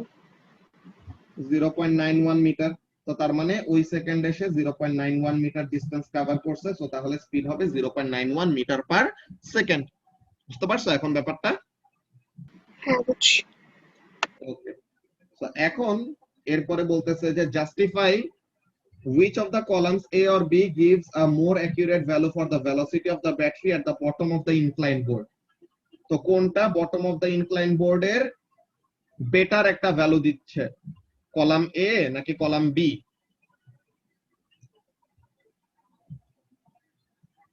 প্রভা বলতে পারবা? না। এখানে কলাম এ এর ভেলোসিটিটা হলো আমাদের মোর অ্যাকিউরেট, বিকজ কেন? যে তোমার কলাম বি তে কি হচ্ছে দেখো, কলাম বি তে এমন টাইপের কাজ করা হচ্ছে। সাপোজ এখানে যদি আমি এক্সাম্পলটা এমন ভাবে দেই, তো তাহলে পরে মনে হয় তুমি বুঝতে আরো ইজিলি ধরতে পারবে আর কি কনসেপ্টটা। মনে করো তুমি ওরকম স্কুলে ক্লাস 5 থেকে মনে করো পড়ালেখা একটু কমায় দিছো, হ্যাঁ পড়ালেখা একটু সিরিয়াসলি কম করতেছো, তো ক্লাস 5 ক্লাস 6 এরকম কম পড়ালেখা করলা, দেন ক্লাস 7 এ সিরিয়াসনেস একটু বাড়ছে, দেন ক্লাস 8 এ আরো অনেক ভালো মতো পড়ালেখা করছো। সো নাও এখন যখন নাকি মনে করো যে ক্লাস 9 এর যখন নাকি অ্যাডমিশন হচ্ছে, তো ক্লাস 9 এর অ্যাডমিশনের সময় তখন স্কুল থেকে বললো কি, স্কুল থেকে বললো যে নরমালি কি করা উচিত, ক্লাস 8 থেকে ক্লাস 9 এ উঠতে সময় ক্লাস 8 এর রেজাল্ট দেখেই তো জাজ করা উচিত, তাই না? হ্যাঁ। তো এখন যদি তোমাকে বলে যে ক্লাস 5 থেকে 8 পর্যন্ত যত রেজাল্ট করছো সবগুলা মিলায় তারা জাজ করবে, তো তাহলে পরে কি হচ্ছে? তাহলে পরে তুমি যে ওই যে আগে কি করছিলা, অল্প অল্প পড়ালেখা করছিলা, তো তখন মার্কস কম পাইতা, তো তাহলে ওগুলা সহ যদি এভারেজ করে তো তখন কি হবে? তোমার ওভারঅল মার্কসটা ফল করবে না? হ্যাঁ। আচ্ছা, আর যদি জাস্ট ক্লাস 8 থেকে ক্লাস 9 এ যাইতে সময় রেজাল্টটা দেখে, তো তখন কি তোমার মার্কসটা বেটার সাইডে থাকবে। এখন ব্যাপারটা খেয়াল করো যে আসলে বটম অফ দা ইনক্লাইন প্লেনে যে ব্যাটারিটা গড়ায় গড়ায় যখন নাকি এরকম নিচে আসলো, তো তখন কি তার ভেলোসিটিটা কি অনেক বেশি হবে না? যে গড়ায় গড়ায় তার তো ভেলোসিটিটা তো অ্যাকুমুলেট করে করে বাড়ছে, তাই না? যে ভেলোসিটি আস্তে আস্তে ওরকম বেড়ে বেড়ে বেড়ে বেড়ে ফাইনালি নিচে ভেলোসিটিটা কি হবে? অনেক বড় হবে। কিন্তু যদি তুমি এই কাজটা না করে যে বটম অফ দা স্লোপে যে লাস্ট সেকেন্ডে কতটুকু ডিসটেন্স কভার করছে ওইটা দিয়ে যদি ভেলোসিটি না বের করে তুমি কি করো, একদম স্টার্ট অফ দা জার্নি থেকে শেষ পর্যন্ত যদি এভারেজ করো, তো তাহলে ভেলোসিটিটা কি আসবে? কম আসবে না? হ্যাঁ। তো তাহলে কি এটা বেটার রিপ্রেজেন্টেশন হইলো যদি তুমি স্টার্ট থেকে ধরে নাও এভারেজটা? তো তাহলে পরে এর জন্য কলাম এটা বেটার একটা রিপ্রেজেন্টেশন দিচ্ছে, যে velocity at the bottom of the slope কত হবে ওইটার বেটার রিপ্রেজেন্টেশন কে দিচ্ছে? Column A, not column B. কি বলছো বুঝি নাই? না বুঝছি বুঝছি। ওকে, তো তাহলে এই ব্যাপারটা এখানের মধ্যে বলার কথা। এটা যেন কত নাম্বার? 21 না? তো 21 এর ওখানে যদি আমরা যাই, এই যে দেখো column A can be implied within the answer, or the idea that the time increments are smaller or the idea that the velocity is constantly changing. তো velocity যেহেতু constantly change হচ্ছে, তো তার মানে প্রতি সেকেন্ডে সেকেন্ডে আমাদের কি করা লাগবে, আপডেট করা লাগবে। তো এর জন্য column A is a better representation of the velocity আর কি। আর কলাম বি না কেন, নট কলাম বি কেন, as column B gives the value over the whole journey। তো তাহলে পরে সে কি করতেছে না, ভেলোসিটিটা যে কন্টিনিউয়াসলি ওরকম চেঞ্জ হচ্ছে ওইটাকে কনসিডারেশনে নিচ্ছে না, সে জাস্ট ডিসটেন্স বাই টাইম এই ফর্মুলা দিয়ে কাজ করে ফেলতেছে। বুঝতে পারছো? তো এইটা হলো ব্যাপার যে v is equal to d by t or s by t, এই ফর্মুলাটা জাস্ট কখন অ্যাপ্লিকেবল, যখন অ্যাসেলারেশনটা 0। কিন্তু অ্যাসেলারেশন কি 0 এই কেসের জন্য? না, অ্যাসেলারেশনটা তো আছে। তো তার মানে ভেলোসিটি ইজ চেঞ্জিং, তো তার মানে v is equal to distance by time, এই ফর্মুলাটা ইউজ করা আসলে লজিক্যাল না, বা আমাদের ভালো কোনো অ্যানসার দিবে না আর কি। ওকে, এর জন্য কলাম এ হবে আমাদের অ্যানসার। দেন বলতেছে বি নাম্বারে, the only two pieces of equipment that the students used were measuring tape and a manual stopwatch। তো এখন বলতেছে give a possible source of error and suggest changes to the equipment and method।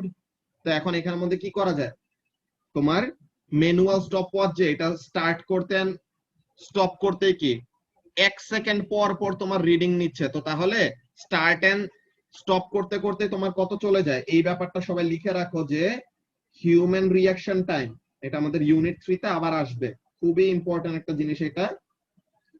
Human reaction time on average আমাদের 0.20 second, ঠিক আছে? Human reaction টাইমটা কত, on average 0.20 second. তো তাহলে এখানের মধ্যে কাজটা কি, তোমার স্টপওয়াচ অন করতে এন্ড অফ করতে 0.2, তো তার মানে 0.4 সেকেন্ড অলরেডি চলে যাচ্ছে। তো তাহলে এই যে হিউম্যান রিঅ্যাকশন টাইম কি হইতে পারে, একটা সোর্স অফ এরর হইতে পারে, যে তোমার জার্নি শুরু করে দিছে বাট তখনও তুমি স্টপওয়াচ অন করো নাই, বা জার্নি শেষ হয়ে গেছে তুমি তখনও স্টপওয়াচ অন করো নাই, কেবল অফ করো নাই, এমন টাইপের ব্যাপার। তো চেঞ্জটা কি করা যায়, ম্যানুয়াল স্টপওয়াচ থেকে we can get into something automatic, যে আমরা light gate and data logger use করতে পারি নাকি। Light gate and data logger use করলে পরে আমাদের কি আসবে, অটোমেটিক রিডিং, সে অনেক বেশি বেশি করে অল্প টাইমে রিডিং নিতে পারে, এন্ড হিউম্যান রিঅ্যাকশন টাইমও এখানের মধ্যে কি হবে না, এফেক্ট করবে না। বুঝতে পারছো? হ্যাঁ হ্যাঁ বুঝছি। ওকে, তো তাহলে এই জিনিসটা এখানের মধ্যে বলতেছে যে হিউম্যান রিঅ্যাকশন টাইম এটা। তো তাহলে এটা কি করা যায়, ভিডিও করা যায়, তো ভিডিও করে ফ্রেম বাই ফ্রেম চালানো যায়, আর মোশন সেন্সর লাগানো যায় ডেটা লগগারের সাথে এরকম, তেমন অনেক টাইপের তাদের সাজেশনস আছে আর কি।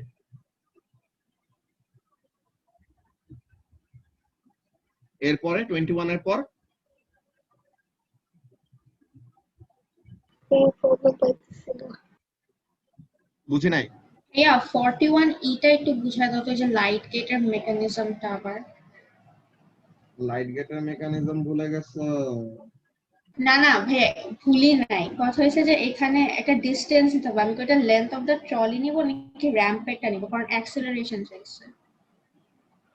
41 হ্যাঁ 41 এর ই।